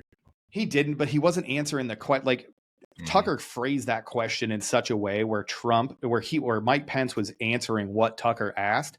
But in this soundbite world that we live in, the first words out of his mouth, address the first part of Tucker's problem, not the second, not the second part of the problem, or the second part of the question. And he got flamed for it. So if I had to bet money looking at it I still called it a long time ago. I still think that they're going to put, I think Kamala Harris, the only people that the woke can replace the first black female president with, the one that is a duly elected female black president of the United States. And I think the DNC would coalesce behind that person because I think the Obamas are running stuff even more than the Clintons are on that side of the house. Yeah, God, I hope that our country is smart enough to not elect a Michelle Obama for presidency. You would hope. Because we elected a reality TV star with a checkered past. Right. You're right, man. Yeah, so that's true. We've elected actors before. Granted, Reagan was the governor of California before that, but on Nikki Haley, she's apparently 27% favorable, and Ron DeSantis is currently only 9%. So Nikki Haley, even though we don't hear anything about her, what poll is that? That's just me Googling Ron DeSantis poll numbers and Nikki Haley poll numbers. And when you look like at most of like the top things, that's what they're saying. I know that a lot of the news is saying that like DeSantis is like really falling off. I saw that he fired his campaign manager. And he has like no money. He just reorganized. Yeah, I do think it's a restructuring for sure. But I mean, my thing is I don't know that Donald Trump is going to back out. I think his ego won't let him, man. Yeah. And do you think it would be wise for both him and DeSantis just to cut the bullshit and work together? Do you think they could? Here's what Trump I would love to see. Trump won't take a back seat, though. It'd have to be Trump president, DeSantis VP. Right. Absolutely. I don't think that's the way either. So I have I don't know if I don't know where I got this. I hope it's my own personal stuff. If not, I'm sorry for stealing somebody's intellectual property here. But I have said this the entire time. I hope what happens is that Trump continues to do what he's doing right now for about 6 more months. And then at about a year out, he stops doing that shit and he just starts going rally after rally after rally. And he supports Ron DeSantis. And Ron DeSantis has a vice president pick, somebody like Nikki Haley, somebody like Tulsi Gabbard, somebody that bridges that gap and gets him a more inclusive ticket to kind of start moving towards that middle ground. And Trump just plays wrecking ball because that's what Trump's good at. And then you allow Trump to be kingmaker in the Republican Party. I think if Trump were to get out of DeSantis's way, DeSantis is a much more polished, much more proficient politician. He plays the game better. And with Trump's backing and without Trump being the guy on the ticket, if you don't make it about Trump, he's like, you know what? Fine. You guys finally indicted me. I'm still going to stand in your way. I'm going to raise billions of dollars for Ron DeSantis. And I'm going to go out and I'm going to stump for him. And every day, like, you let Trump off the leash, DeSantis doesn't have to have those fights. You know, DeSantis and Newsom are going to debate one another. DeSantis is going to win that debate. Gavin Newsom doesn't have shit. You know, this country has been about Florida and California for a long time now, for a couple of years. And we see who was winning. Like you know who's winning when you look at how's Florida doing, how's California doing. Just look at the migration numbers. Look at California bleeding people. Where are they going? They're going to Florida. Look at the biggest GDP in the country. Where is that? It's Florida, not California anymore. So I think those debates are important, but I think watching Trump get behind and coalesce a big tent, true conservative party with Ron DeSantis at the helm, and I love Ron and Tulsi for this, and you know, obviously Tulsi hasn't made her intentions known, but you know, I don't like everything that Tulsi does. I don't like her stance on 2A. I don't like everything that Ron DeSantis does. There's no political person that you're 100% behind. No, people I hate them all. that. They're all politicians are cunts. You should defund politics. If you want to be a politician. Oh yeah. Oh well, I already got my shout out Dan Holloway and Citizen Pod. I already got my defund the politician shirt. That's coming. I can't wait. But the APAC thing, like I say it to my friends all the time. Like, if you like a politician, that's like rooting for the referee in a sports game. You fucking idiot. Like, what are you doing? I never understood that, man. No, there is no such thing as a good politician. They're all bad. They're all corrupt to some level. They've all run afoul of their morals. It's not, you know, if you participate in a two-party system, guess what? You're 180 out from what the founders wanted to do. And even if you're the best politician, you're the best politician playing in a dirty game that we should never be playing. So I would love to see in writing, man. The founding fathers didn't want that. You're right. Yeah. And I think, you know, I would love to see Trump get out of the way and just go on a wrecking ball. Every time Joe Biden does something bad, every time that, you know, whoever, Gavin Newsom, every time anybody does something, I want to hear Trump with sound bites. I want to hear him come up with some nicknames. I want to hear him come up with some salacious rumors and just let him go. I want to see him own the news cycle, just crushing them all the time. And then he would. And then he'd let DeSantis go through a good bloody primary. I'm happy to see DeSantis win that. And then when it comes time, like, let's make this a referendum. Are you woke or are you sane? Are you here for America, or do you want to burn it down? Do you want to protect our institutions and make a Western Judeo-Christian way of life continue in this American experiment? Or do you want to completely burn that to the ground in favor of what you can't tell me, but it sort of manifests itself and all these weird things we've been forced to entertain as acceptable for the last couple of years? And I think if you make it a referendum on those things and not the personalities, then I think that's how we win. Now, do I think President Trump is going to get out of the way? Yeah, absolutely not. I think he's going to have to be moved out of the way by some, you know, legal problem or whatever else. But man, I would just hate to see him continue in this manner because, again, like, you see what happens. Like the swamp is still the swamp.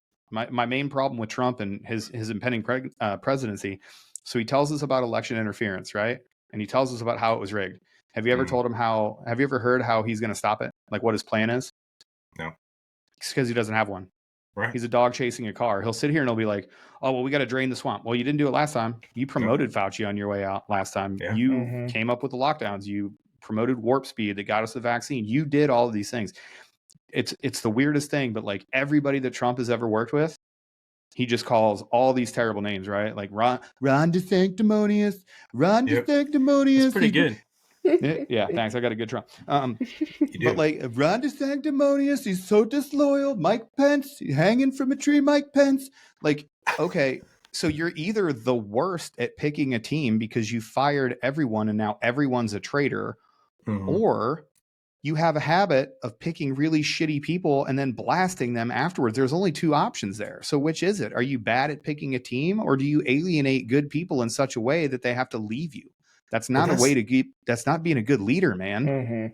Well, that's the thing, man. That's why he's so popular, is because Trump apologists don't care about any of that. They just see him as this godlike figure that he could do literally anything, and he will turn it into a joke because he's so good at that. And that's all they'll find funny.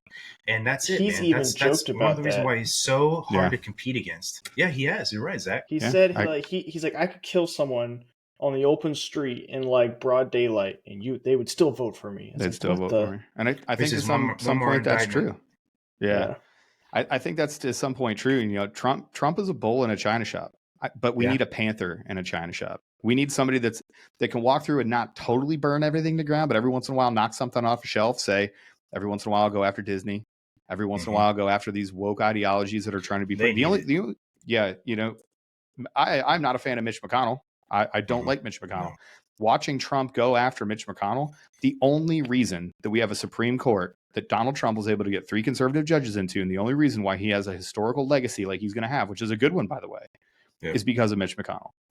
Mitch McConnell made sure that Kavanaugh got in there, made sure that Coney Barrett got in there. Coney Barrett was in there, and he made sure that Garland didn't.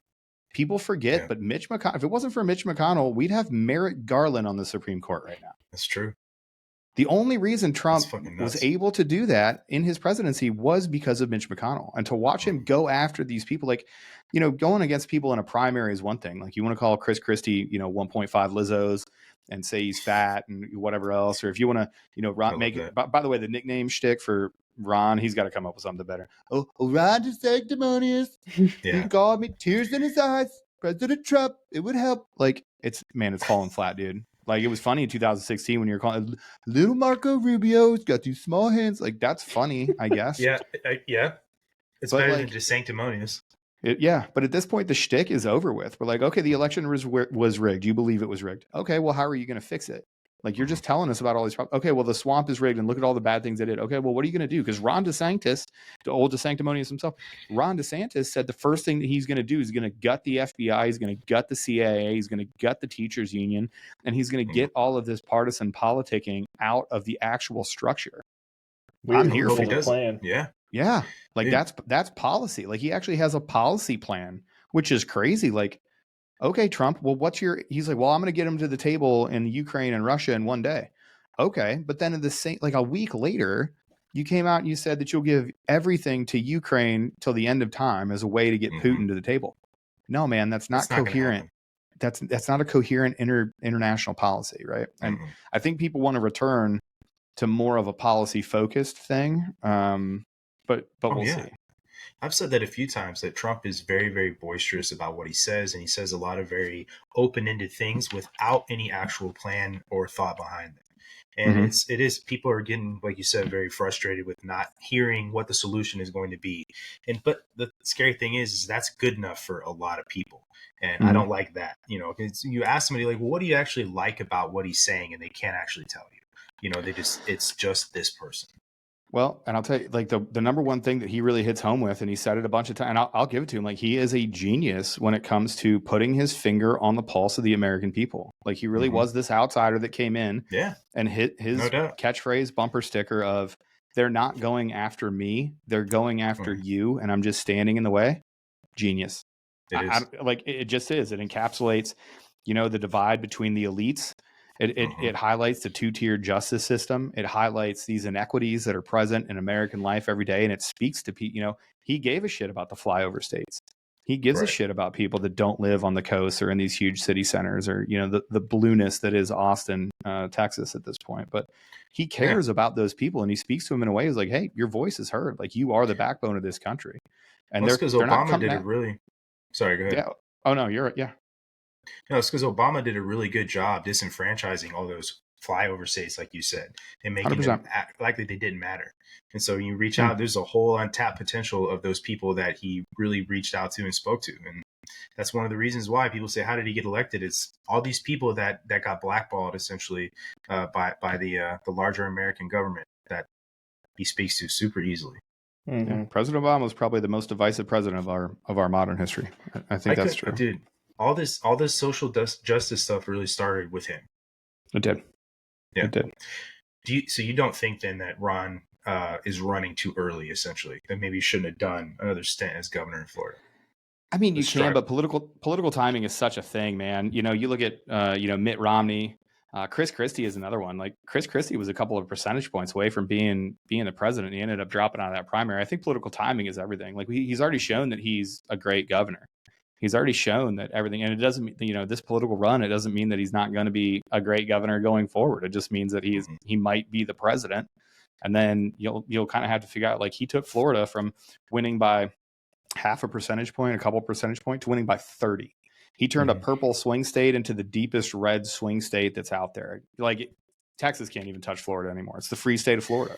Yeah. And so much so that it's bleeding over into everywhere else. So no, I think with today's news cycle, the only problem with getting in too early is, people, like, exactly what you see now. Like, you'll get this big hype, and if you're not constantly making soundbite, like, Trump is popular in the polls because he's been indicted. He gets a bump every single time he gets indicted.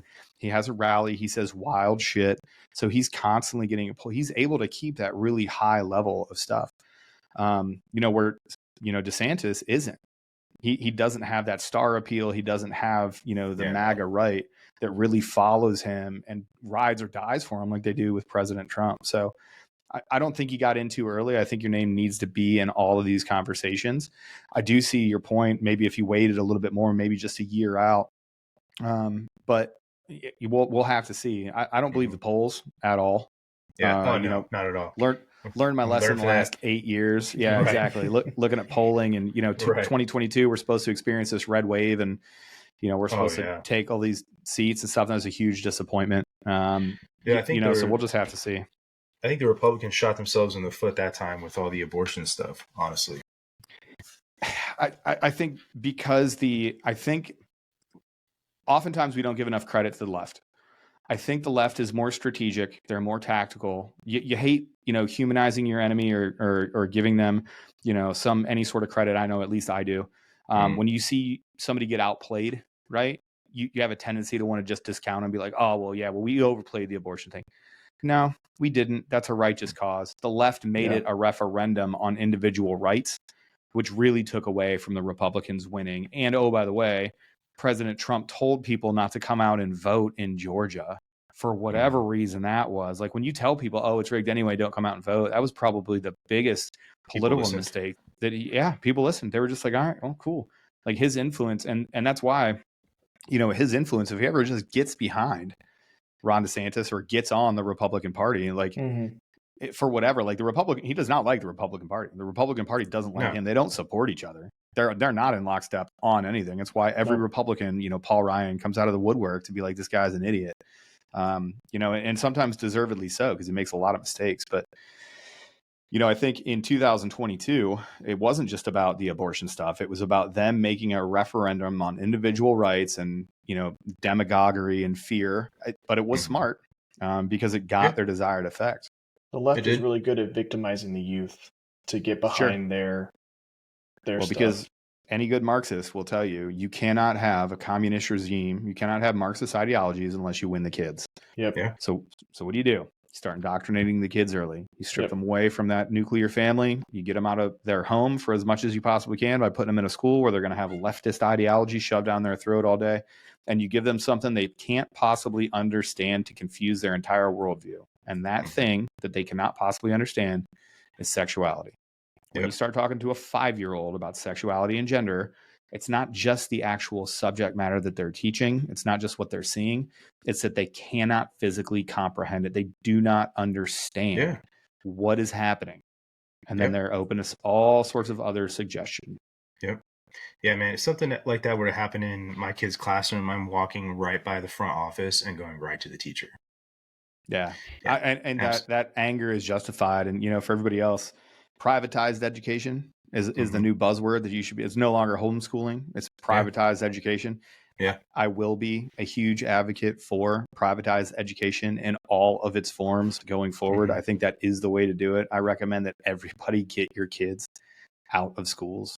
China's funding public schools. Happen here, happen in California, I think New York was the third area that they were doing it, but Pacific Northwest, so Portland, Oregon, Seattle, $17 million. They've all but said that all this land around Travis Air Force Base is owned by the Chinese, which is insane. I love how these geniuses can't figure it out. So you're telling me the Chinese put a spy balloon over Travis Air Force Base and over the western part of the United States of America, and then magically some unnamed shadowy company buys up $800 million worth of farmland around, and we just can't figure out who? I'll tell you who it was, guys. China. It was China. Like how? China. How, like, come on, guys, what are we doing here? China has biolabs in the United States of America. Yep. Here in California. Like, they just shut one down. What are we talking about? Like, these are all real things. You know what I mean? I don't understand. Police stations in New York City where they like arrest people who are against like the Chinese. Yeah, and that's crazy. And I'll tell you, like, China is becoming more and more unpredictable because of their population. You guys talked about it, the population decline and the extremely overinflated real estate market with ghost cities and all of these things. They've overextended themselves and they do not have a population that can keep up with it. And they're going to start doing more and more bold things, and we're seeing it now. One of the craziest things I learned from David Jing was the flood cities and how they just directed all this flood water at these populated cities. I'm like, well, all right, your life's not worth it. We need to save these other cities. Fuck you.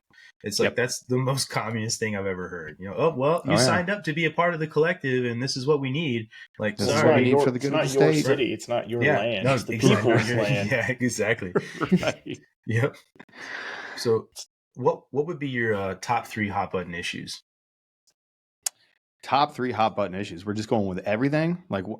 Sure. Let me help understand your question, or help me understand your question. Like, what do I think are the most important things for people to focus on, or what am I most interested in? Or Gotcha. Yeah. So for a candidate for the 2024 election, what are 3 of the biggest things you'd like to see them tackle? Okay, so number 1, this is a go, no go. Unless you were talking about gutting these institutions that the American public no longer has trust in. I'm talking about the intelligence community, FBI, DOJ, CIA, everywhere, all 3 branches. Unless you were talking about absolutely holding people accountable, the DOD, not a single person has been fired for the withdrawal of Afghanistan that killed 13 service members and just irreparably harmed our spot on the world stage, and by the way, gave Afghanistan into the hands of the terrorist regime that is the Taliban. Not a single person's filed for that. Not a single person was reprimanded for that. Not a single person was removed. Everybody failed upwards. Jen Psaki, who lied openly to the American public, failed up into a multi-million-dollar MSNBC contract. Yeah. And that's not to include, I'm not going to go too hard at my superiors here because you're not allowed to do that, but there should have been reprimands. That Afghanistan report was damning. And not a single person, John Kirby, not a single person was fired. If you're a candidate and you are not willing to get in and do the dirty work of firing these people that are politically motivated or that have been pursuing online trading, that have been doing all of these other things. Nancy Pelosi made $140 million worth of net worth on a salary of $200,000 a year over the time that she was in the Congress. Yeah. How, Sway? How, Sway? How? That doesn't make any sense. Insider trading, Sway. Exactly. So unless you're willing I know. Unless you're willing to stand up and you're going to say 100%, I'm going to gut these agencies. The United Teachers Educational Council, or whatever they're called, the the Department of Education should not have the governmental power to shut a government-funded school down or put pornography in schools as part of a reading list. That is an overstep of their authority, which is not outlined in the Constitution. It's a fake organization. You should delete it. So number one, if you're a political candidate, unless you're willing to go hard line on those things where you're no kidding stopping the overreach and weaponization of these programs, that's a non-starter for me. That has to be central to your platform, that you are going to hold these people accountable. Number two, we have to have some sort of control of the border. The federal government is involved and explicitly exposed or supposed to do one thing, and it's to secure the border of this country. There are very few things that the federal sovereignty. That's it. You maintain your sovereignty. If you don't have borders, you're not a country. We have to maintain the sovereignty, and we have to figure out a way for, I'm all for a path to immigration. That's what makes America great. I want a whole bunch of people. However, you have to come here in a orderly, legal fashion under a specific process that involves background checks. And then two, you have to be willing to assimilate to the country that you're coming into. Yeah. And I'm until we get to there, assimilate where I go.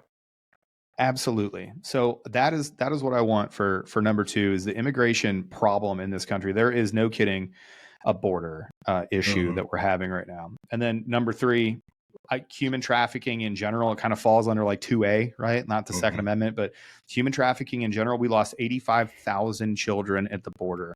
The human trafficking enterprise is going to be the biggest enterprise, illicit, illegal enterprise in the world. It's going to outstrip drugs in the next 5 years. Because, and I'm sorry for the people that are still listening to this, if you still are, hey, what's up? You can sell a bag of heroin to a junkie one time. You can sell a kid to a pedophile 5 or 6 times a day. That's disgusting. Those people deserve the worst death imaginable. So kind of like 2A, getting a handle on this immigration and this human trafficking issue. And then number three has got to be economy. We need energy independence. We need to harness American energy independence and find a way to become that provider on the world stage, because as long as we're going to stay under the petrodollar and as long as we're not going back to the gold standard, we need to produce oil and natural gas in such a way through on and offshore drilling that we can provide that economic pressure on a world stage once again. We should be providing all of you know what we should be doing right now? Europe, we got you. I know that the Nord Stream 2 blew up. We know who did that. We know that you're not going to have natural gas for this cold winter that's upcoming because of Russia and because of the Ukraine war. We got you. Okay.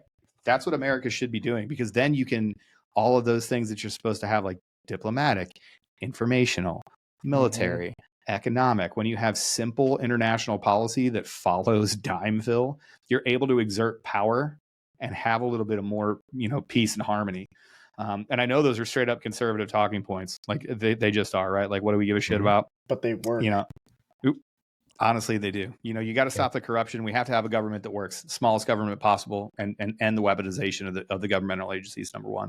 Number two, secure the border and fix the human trafficking problem, starting at the border. But that's also going to fix a lot of things like fentanyl. It's going to stop a lot of things like military age males flooding this country from different countries. And then three, we have to shore up our economic base in a way that allows people to work, allows people to earn, and then re-cements ourselves on the world stage and props the dollar up.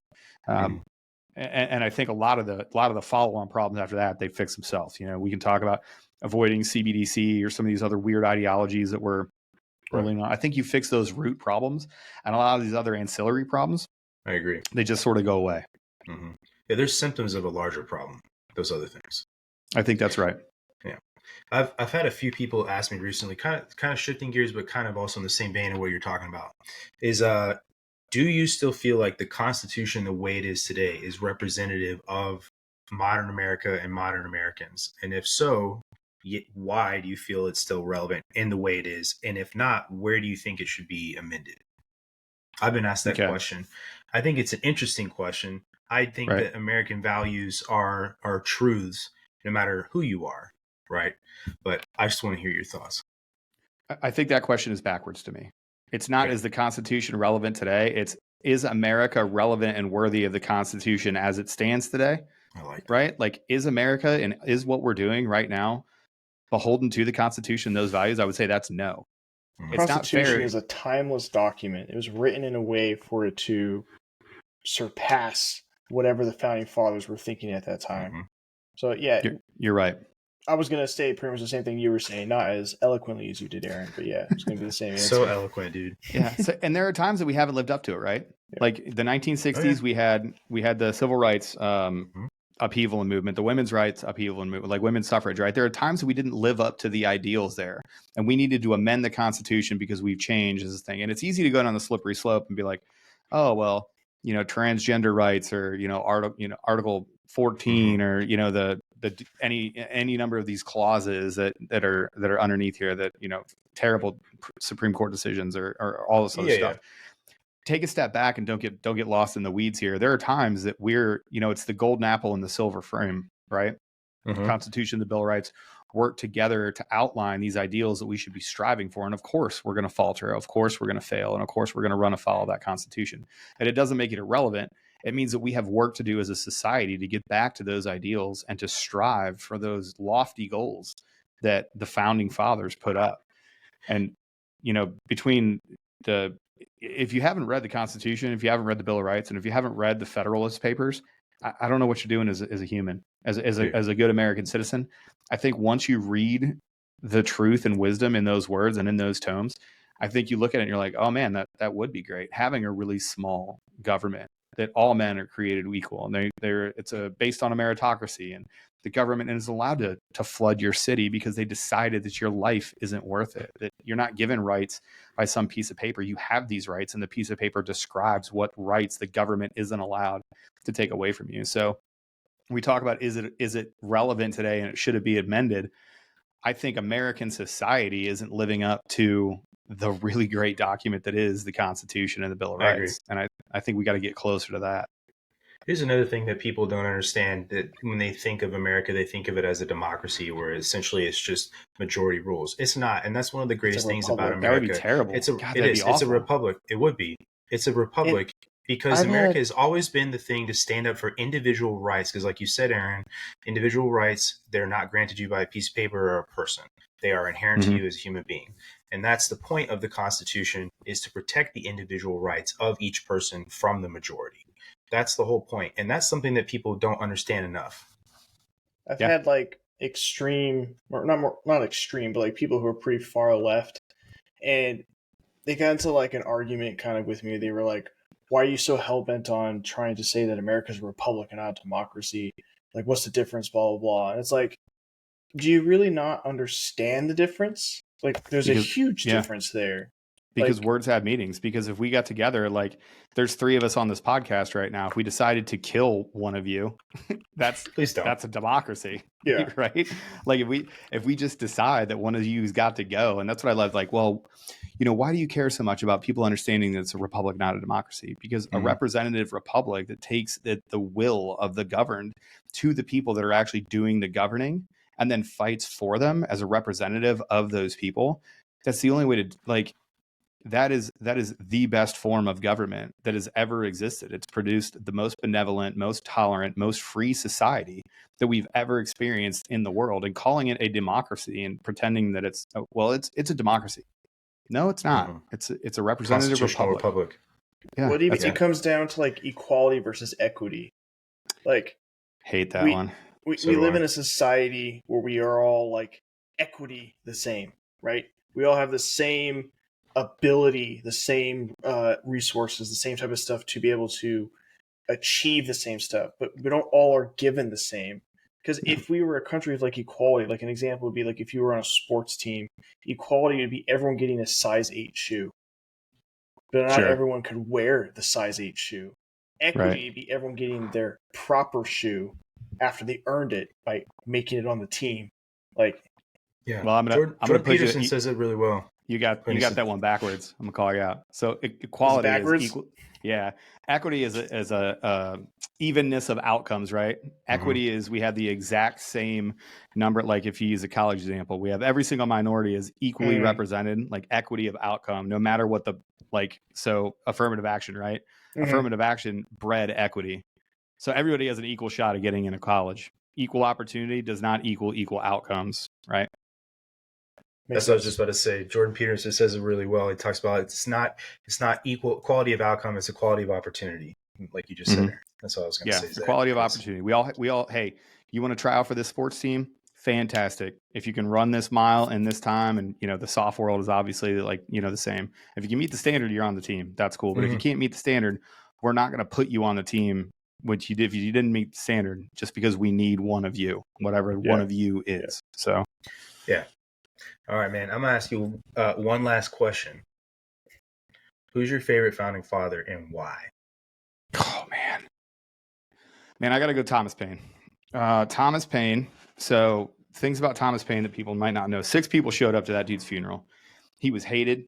He was one of the founding fathers that absolutely did not back down ever from anything that he did. And he got to the point where people just didn't even want to talk to him anymore.